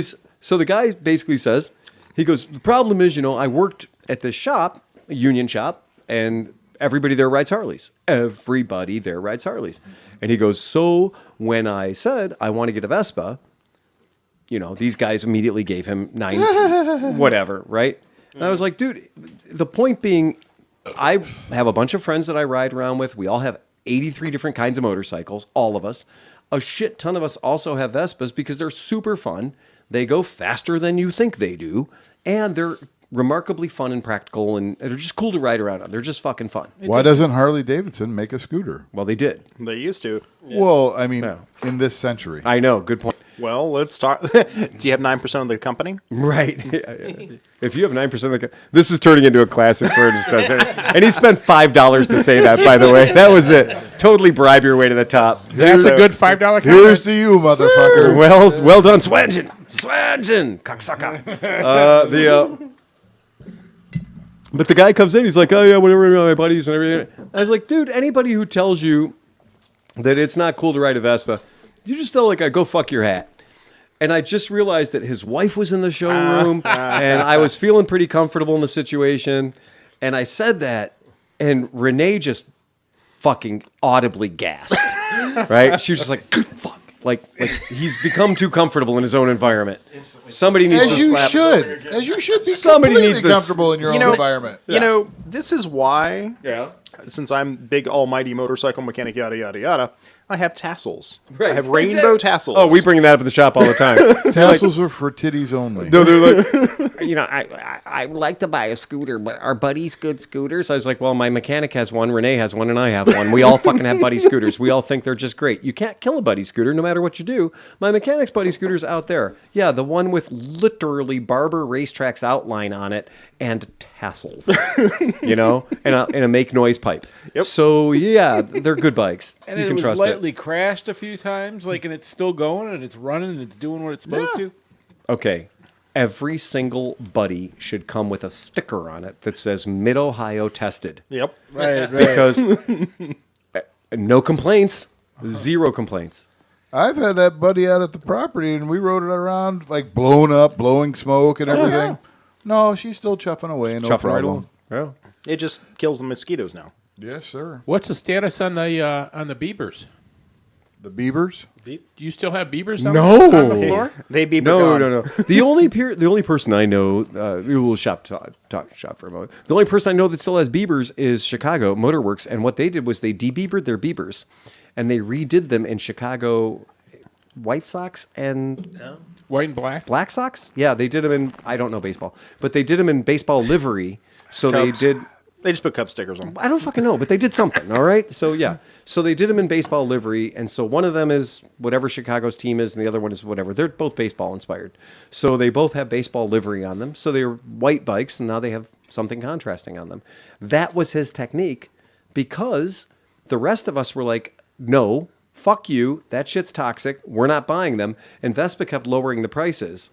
So he was like, screw it, I'll take 6. Joke. And he took 6, and he made them into like pit bikes, but they're also teamed up. They're all, team spirit. I love the entire time it was in the showroom. You all would look at me whenever I'd walk within 5 feet of it and go, no. No, fucking no. Don't touch it. Don't touch it. Are there any rules like, okay, so like, in the 70s and maybe even as late as the 80s, like Yanko and places like that would take Camaros and they'd have like the Yanko Camaro, right? Mm-hmm. Can you do that? Can you have like the ClevelandMoto fucking GTS I can do 300? whatever the fuck I want. Yeah. Sure. Yeah. Oh, that's I can do whatever the hell I want. And a lot of dealers do. And a lot of dealers, myself included, when we have dogs, bikes that we can't sell for whatever reason, the flat black Vespa GTS Super, when it first came out, it's a chalkboard, man. Like, it is where light goes to die. You can't see any of the sexy curves on that bike. Mm-hmm. It is just like, well, I guess there's a bike over there in that shadow, right? So why bother making a sexy motorcycle in Italy if you can't see any of the lines on it? So that's when it becomes a more special. That's when it becomes, literally, it became the Wounded Warrior bike. Because we're like, okay, we're going to donate a bike to the Wounded Warrior thing. So what are we going to donate? Oh, the cocksucker we can't sell, right? So the bike that we can't sell for 18 months, that's the one that's getting donated. We're not going to donate the prime shit that people are lining up to buy. If we're not going to make any money on a bike, we're going to lose money on a bike. Might as well lose money on a bike nobody's going to buy. Right, and it's still a good bike. And then we call Kevin Moore up, and he drops... Right. Yeah, he drops a case of fucking pinstripes on it. Have you ever considered making a testicle bike?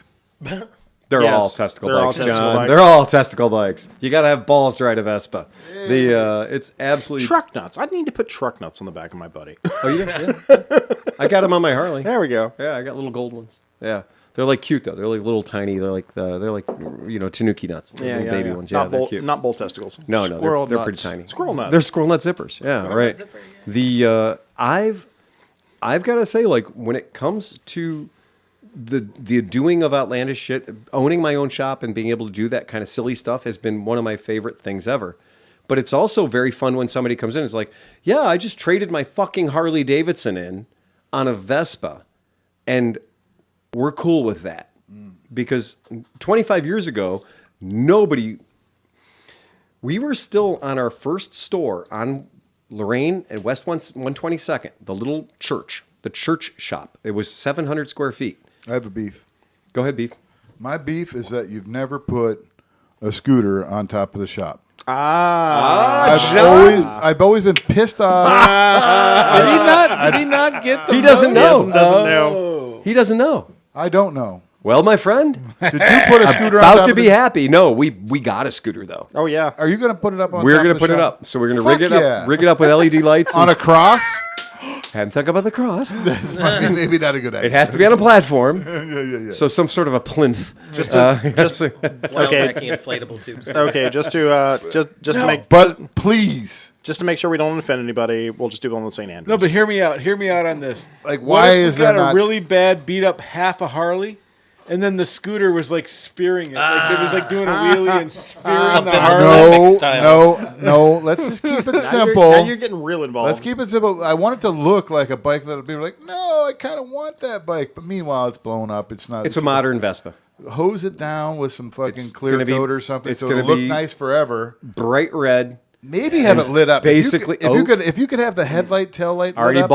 Already bought. Fuck yeah. Now we're Nice. good. We're good on this. Already paid for it. Okay, so you're finally fucking What doing about the right thing. what about the Finally. wheel spinning illusion? Jesus, and it's taking you so long. tailpipe smoke. You yeah. gotta have like the old coffee shops. You have the tailpipe just smoking. Okay, now you're getting carried know away. what? You're getting carried away. Stop it now. Settle down. You know what we're going to do is we're going to have our 500th episode, and we're going to have it in Boca Raton, and we're going to have, there will be dancing girls and koala bears and all kinds of cool shit. yeah, more And and we're more. going to do more and more. Oh, And then we're going to 99 play dancing tequila, and then Yeah. Steve Hoffer's just going to say tequila. And that's going to be it. And this going to be it. And I was like, you guys are a fountain of good ideas. Hold on, I was trying to facilitate most of these until I was shut down. I know you were. Okay, well, thank you. Yeah, but I'm also one of Runaway those things- podcast. I'm one of these guys that is all about like I don't want my fucking my what do they say that I don't want my reach to extend beyond my grasp, right?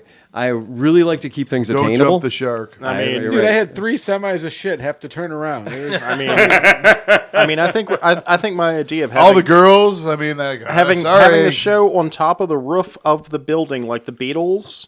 I think that was the way to go. That's But that probably doable.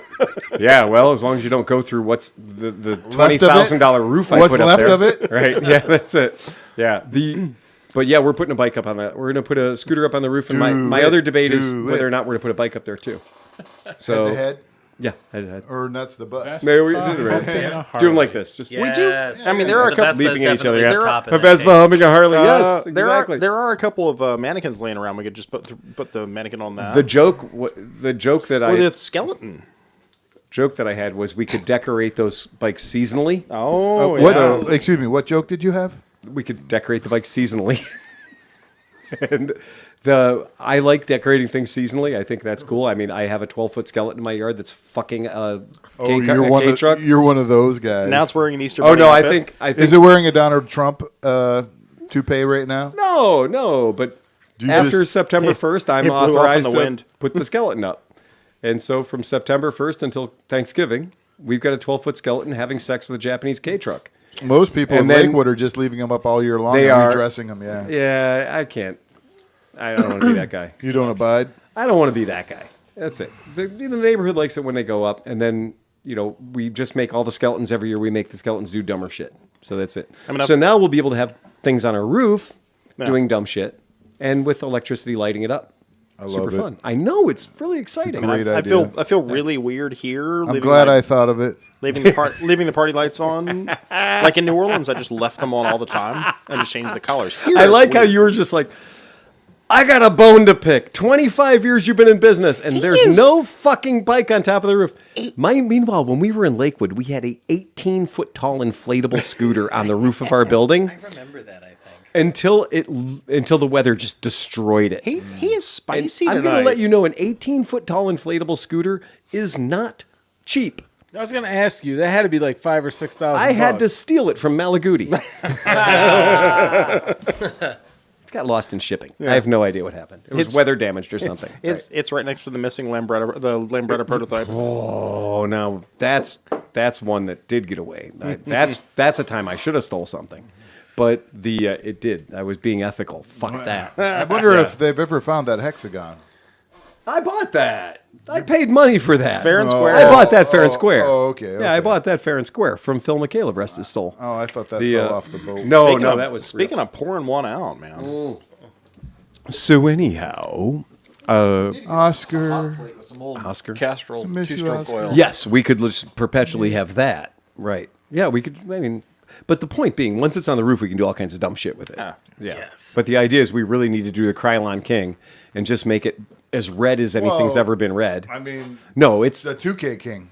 it can be a 40-footer because Well, the I'm fucking just, roof's like, 30 feet tall. Blast Yeah, it with right. 2K and it'll never rust. It'll be That is fine. true. Right. Yeah, yeah. Oh, we'll paint the seat. Just the whole thing. And it's the only people who are going to get a good look at things is birds and squirrels. It's all red. Yeah, exactly. I don't know after this week, the squirrels are probably going to ride off with the damn. That's fine too. Yeah. My only question was when I got that thing, and It's about time you finally listened to me. and it's and it's probably only lightly stolen. Like, I think it's been filtered through a couple of people, but the point is, we're going to take the motor out of the thing. Who knows what status? Okay, I made it. What did I miss? Oh God! Oh, you're gonna have to rewind back to the balls. Yeah, and rewind. the cocks and balls. Yeah, we've been on a testicle frenzy over here. Cock and ball cast. It'll be fun though, having the bikes up there and being able to do stupid absolutely. shit to them. That's fun. Yeah. And but I figured out, I did the math. I have to put them on 4-foot tall platforms. So the bikes have to, because we have a parapet around the top of our building.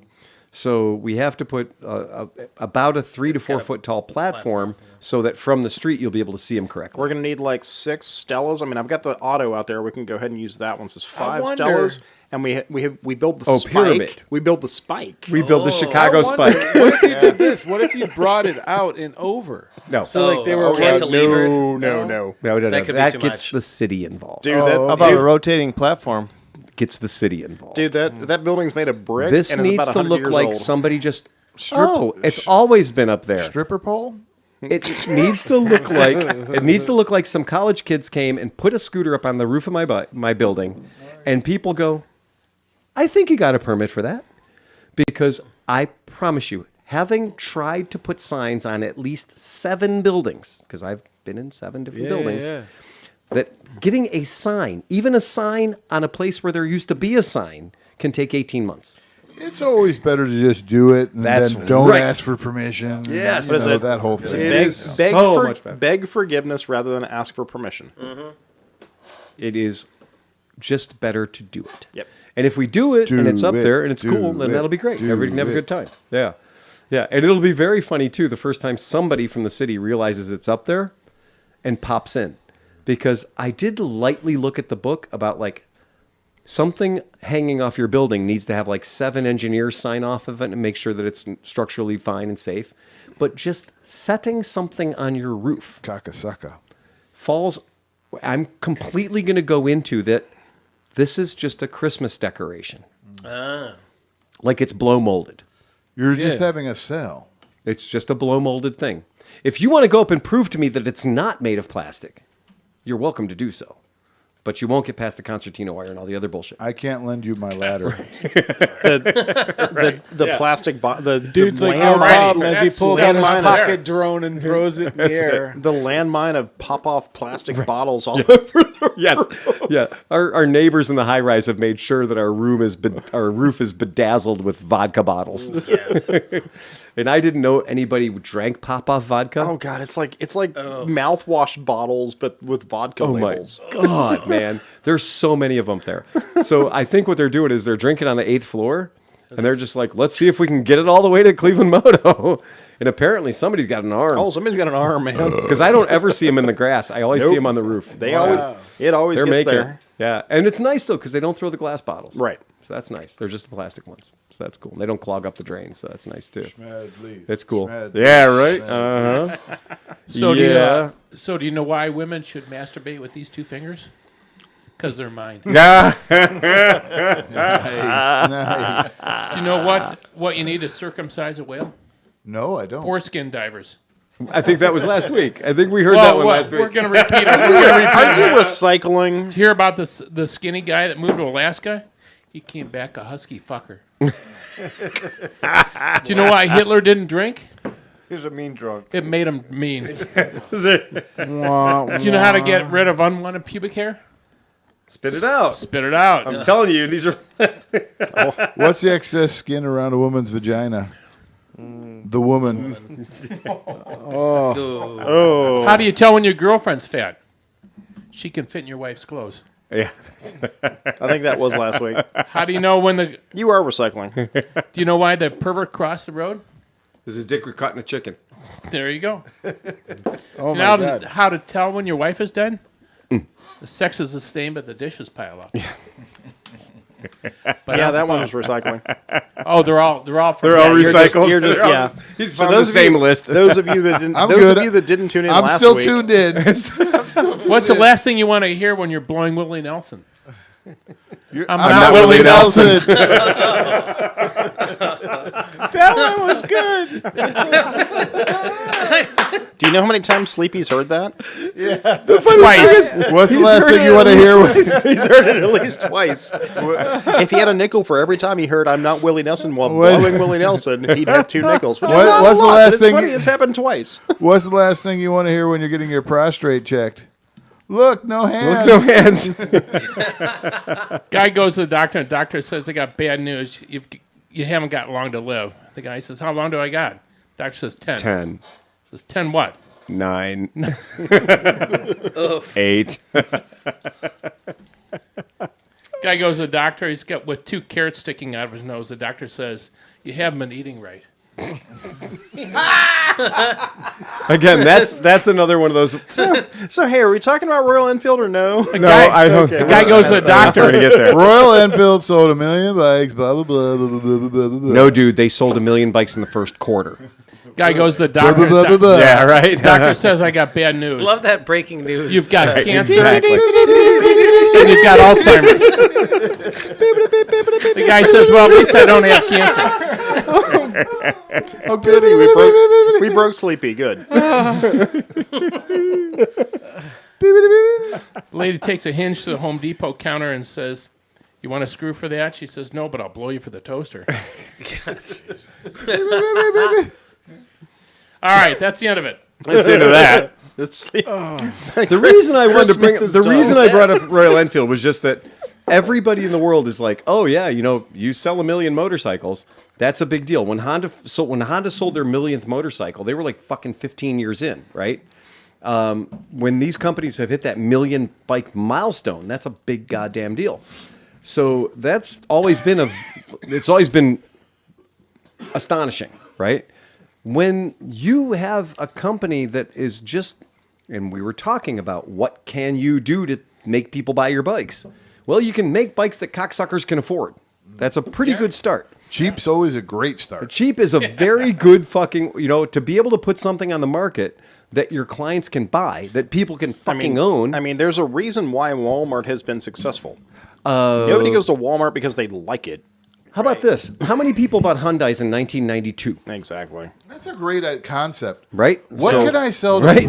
what could I sell to poor people? Yeah. 'Cause if I can sell it to poor people, I can sell it to anybody. I can sell to poor people and then get really good at it. I mean, I knew a guy that Right? had like five Excels with about 10,000 miles apiece on them because that's all they would do. But my mom had like a first gen Hyundai. Oh yeah, the Right? Excel and the no, it was the Perspire. S Coupe.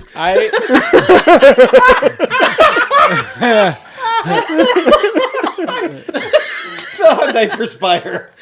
Dude, I bought. So I was going to Akron U, and I had a Firebird. Yeah. And it was getting like 7 miles to the gallon. And Right. I was like, "Fuck, man, I can't have this." Like I was Yeah. driving Oh, too yeah. much, right?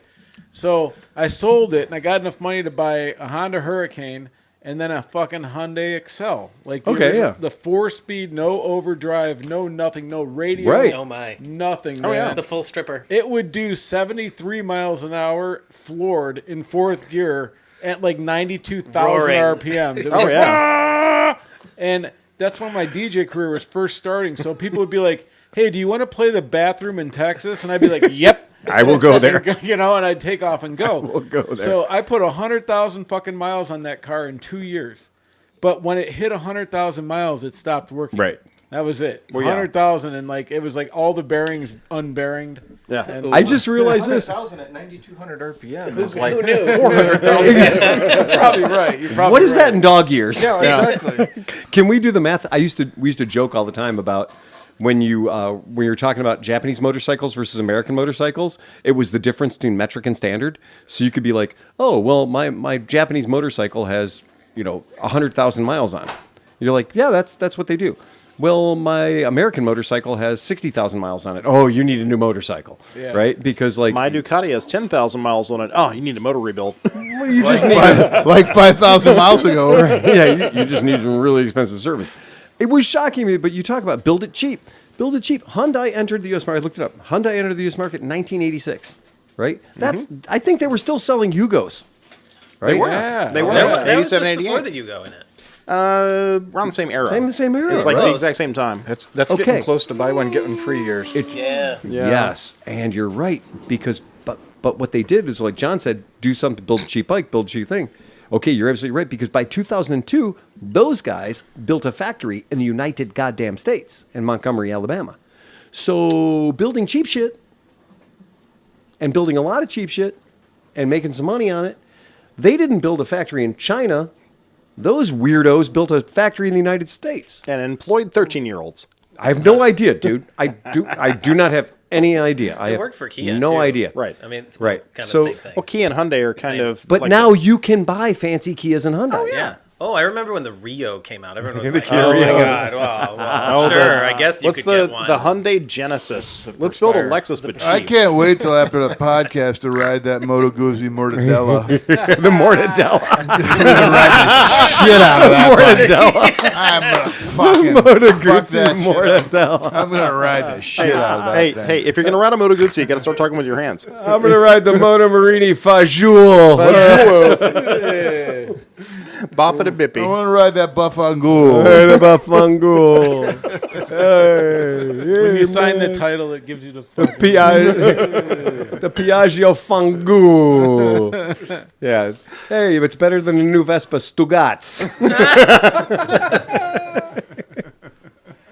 It is. That's what they should fucking do. Is they should start building fun, cool bikes in the USA. Hey, you remember what that Moto Guzzi was called? All of them. The Which ones? WAP? The WAP. It was literally called the WAP. Pronounce it right, Tom. WAP. It's WAP. It's literally WAP. You had that at Mid-Ohio for I a did. bunch of years. And he sold it. That was, I'm still pissed I sold that's it. like IT. I'm still angry I Does sold Moto it. Marini make you put a sign up front? No, I was gonna say they're 'cause very reasonable. They don't people even might make us. They mistake don't even you make for us like so the white positive. supremacist like area to meet. Like those fucking. Do you mean the Eagles? Yeah, Yeah. those are a little Okay. scary. But I got in so much trouble for that. I just thought it was funny. The guy's telling us about his mom dying and everything else, and John busts out. He's like, "So, have you always had a Nazi slogan? Don't you think that's a little Third Reichy?" It's, it's really funny that we now have all the Eagles. I mean, yeah, it's in again. You can staple it on your building. John's just like, that logo you have up there. It's like, I don't know what's going on with that logo. Well, that's been around since 1939. Right, You mean that was- like, that's what you mean he like said. right before the war? He goes, You mean like when "Which one out of Italy there?" was allies What he with said, the he said- Germans? That's what he said. He goes, the company started in 1937. There wasn't a lot good happening in Italy in 1937. Yeah. Yeah, I think you hit that right on the nose. so is that the same time Volkswagen started building cars? And if you save up the Moto Marini stamp book, you'll be able to. Show up at the rally. Go, pip us, please. There's a reason. There's a reason I was in Vegas. No, Yes. no. And Ray, that's was the reason. tell was me, the tell me, reason. Renee does that every time. Now He she brought hands the the receipt thumbers. when you sell one. Right. Renee has to hand them the receipt. Oh, yeah. Here are your papers. Yep, pip us. Zip it. Then, come on, that should be happening at the BMW dealer every yeah, that's goddamn true. time. Man. Seriously. Like, why that's not happening is beyond me. They don't want to bring that back. It's like going into Prada and going, you know what? I promise you. I assure you. How many These Jew- boots are very leathery. Yeah, we know The the, Hugo joke. John. Boss We know the edition? joke. We know the ashtray joke, buddy. We know the ashtray joke. I'm just gonna save you right now. We're not gonna tell the ashtray joke. We don't need to tell the ashtray joke. Everyone gets the ashtray joke. We all get it. We don't need to go I there. heard that joke in Germany. I'm just telling you. Fine. That's cool. That's I'm great. really happy I don't know what you guys are talking about. We'll tell you later. I We'll feel tell you pretty later. good about We will that. tell you You don't later. have to. I'm enjoying We'll tell you later when we're out fact. smoking. Right. Yeah. Oh my lord. Oh, wow. Yeah, that's fucking. But it is a funny Welcome thing. to the 'cause you think, 500th okay, podcast. That's the This is one. last the one Guzzi. we're- At the Patreon $100 level. you get the joke. You get that joke. Cost $9. It is funny as hell when you think about. Okay, Guzzi started in 1921, right? We know that.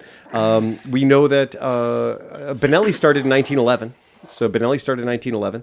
Guzzi started in 1921. Moto Marini started in 1937, right? So these guys are all World War I into World War II almost, right? The magical thing is we don't carry a single bike.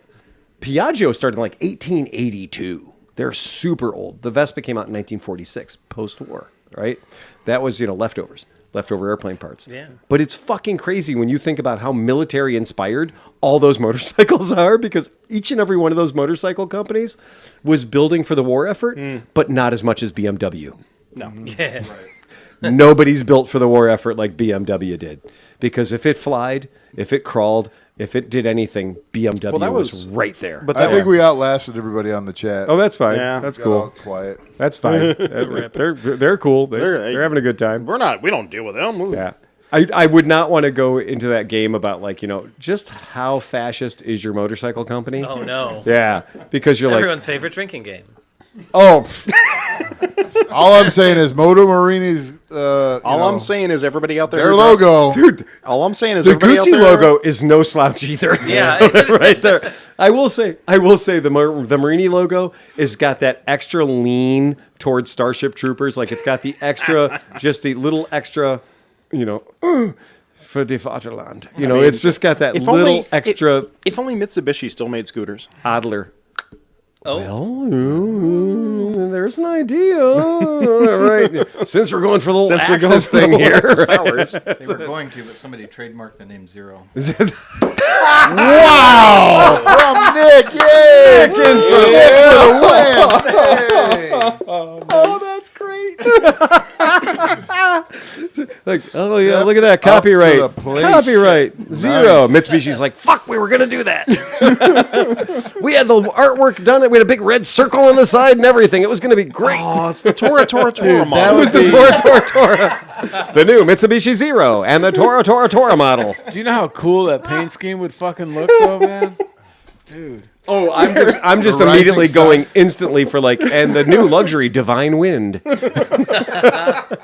Isn't that Is that too soon? Isn't that Chinese motorcycle though that you all tested with that had like the horseshoes on the back of it and the Oh, that big heavy V8 thing? Oh, that was the Regal Eagle. No, The Regal Raptor. Regal Raptor. It was the Regal You talking Raptor. about the red thing with They the, could- dude, they the would've tractor done- shifter? They would have done better with the Regal Eagle. They could have gone head to head I with literally Harley. just thought you were going to say Regal Rapper. And I was just going to be like, oh, that would be great. He's a rapper and a therapist. It's a Regal Rapper. He's riding a giant Chinese bike. Sean O'Hara wants to know Barn Owl tomorrow. Barn Owl tomorrow. Barn owls. We're there from 11 a.m. till 6 yeah, it's p.m. good. It's Sean, gonna be- if you want to show up. Burbs. If you want to. Oh, it's tomorrow's Friday. So Burp Friday. be fantastic. I think Chris Smith is done. He's taking a time out. Great. I just have a little indigestion. Oh, there you go. You need Go like, upstairs and get some Tums. you need to put some nuts around the I've got shop. some Zantac if you need it, Chris. Lure in some squirrels. Learn some squirrels. Oh yeah, we'll be trapping. We'll be literally like free nuts signs, and just be like some very angry bird in there, just being like, because that is true. When somebody plays Angry Birds, they don't expect to actually have fucking Angry Birds. But And when we play Angry Birds at Cleveland Moto, there might be Angry Birds. I mean, the squirrels were trying to hotwire your truck. They were all up in the guts of my truck. I know one of these times I'm going to turn that truck on, and it's going to be the sound of squirrels getting just like fed into the fan. It's just like, whatever noise that is, it's going to be fucking bad. We did learn that squirrels do chirp. They like oh God, they got angry. they got angry. They were straight up yelling at us. Marini Scalapini. The Marini Scalapini. Oh, Motosmith bringing fire. That is a The good name. Marini Scalapini. I love that. So year two. We should be writing these down because No these are kidding. better names than the marketing department's ever come up with. Meanwhile, 6.5 is the Pangul. Okay, so Benelli, we I'd said like the cacciatore and the scalapini. Hey, did you get any pre-orders? My favorite, the lasagna. the lasagna. Did you get any It's pre-orders got a for Garfield. the chinchilla? No, that was my point. Okay. It's like, you notice how we've had not one fucking phone call about the chinchilla. No. I could have sold another Calibro bagger, but they can't get me one. So the guy was going to trade in his Benelli and get a Calibro bagger, a really good customer, but he's like, dude, I got to take my deposit back if we're not going to have any Calibro baggers until like June or July, which is what they're saying right now. I was like, get a Calibro non-bagger, and then when the Calibro baggers come in, we'll do a little switcheroony, right? We'll do something cool. And Well, it he's can't like, be that hard to put everything on it. no, we're not doing that. Oh well. We're going to change the bikes. You know, well. we're going to actually change the units. So he can be out riding something. Yeah, yeah. And then we'll swap it around and we'll call that one a demo, right? Because I've done that before. So he's like, no, I'm just going to get my money back and whatever. I just don't want to be tied into this until mid-July or who knows what the tariff's going to be when that happens. It's a fucking weird game, too. So it made me sad to be I'm that buying way. a drone real quick. Buying a drone right now, right? Yeah, meow. Yeah, right meow. Sean O'Hara, $2 for the zero joke. Nick's earning. Nick has earned. The Patreon is paying off. Our guest Nick is literally bringing fire. You've approved Phil's girlfriend level because What's you're that? earning for You're him. earning for me. That's right. Phil Stable. Right. What you're earning for me.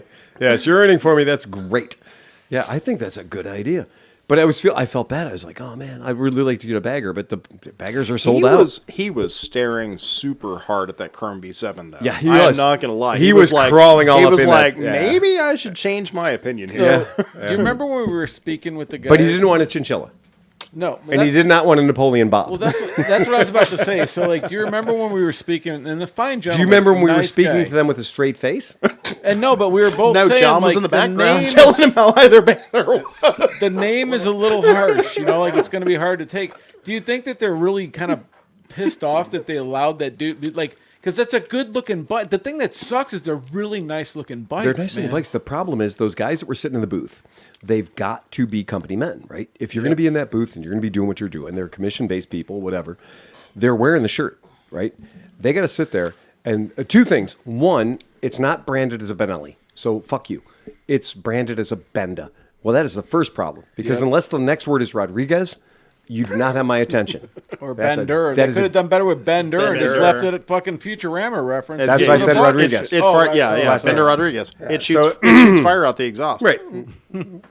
Bite my shiny metal ass. That was his right? last name was Rodriguez? Yeah, Bender Rodriguez. Fuck, I learned something new today. You learned two things today. You learned Eutrification and Bender Rodriguez. Good news, everybody. Sleepy's learning things in the podcast. The more you know. Now- learned things. The joke is like we're sitting there and you had your camera rig going. I'm sitting on their brand new TRK 702 motorcycle that they're trying desperately to get me to buy. And you know what happened? We started talking about those fucked up cruisers. And we started talking about the Chinchilla and the Napoleon Bob. Great bikes. I'm sure they're awesome. The downside is I can't sell something called Chinchilla and I cannot sell something called Napoleon Bob. No. Unless there's a Napoleon Doug to go with it. In which case, we might get some weird Great White North action. Right? Which would be super cool and fun, and I'm all about that. That'd be a good But- horn. It would be a great horn, right? Exactly. But to sit there and be able to go, but you really should order this, and just not go like, yeah, and I'm wearing a company shirt, so I got to say nice things, so whatever. But the point is, Phil, nobody's going to buy that shit. you never have to say nice things. I tend to not. Don't ever. I believe that You know what? brevity is But the you soul do. of wit. But you do say nice things. Occasionally. You're a pretty square dude, man. You know, I am a pretty square dude, John. I'm a very square dude. I love you, man. In fact, dude, if I want to buy your motorcycle, you've done something wrong. you look really good on that scooter. Yes. You should buy this one. You You look amazing. You know what? Not too many people can get away with a hat like that. I don't tell anybody this, but you're a pretty square dude. The fedora conversation. The fedora conversation. Oh. Yeah. I said, beware of any man who wears a fedora. Sarah learned a thing that day. And Sarah was like, I like fedora, whatever. And I was like, oh, yeah, okay. I love you, man. I love you. Oh, John's getting into his weepy lovey mode. I like All this, right. John. Should we release these people from this podcast? Yeah, because the Bourbon Fairy is going to pop out. I'm about to say, we're about to hatch a bourbon fairy. Yeah, that is Fairy's real, and going that to could happen. emerge. All right. So anybody else got anything else? Nope. I think Chris is out of jokes from last week. Yeah. All right. And on that note, ride fast and take chances. Place out here, Johnny. Wow, wow, wow, wow, wow, wow, wow, wow,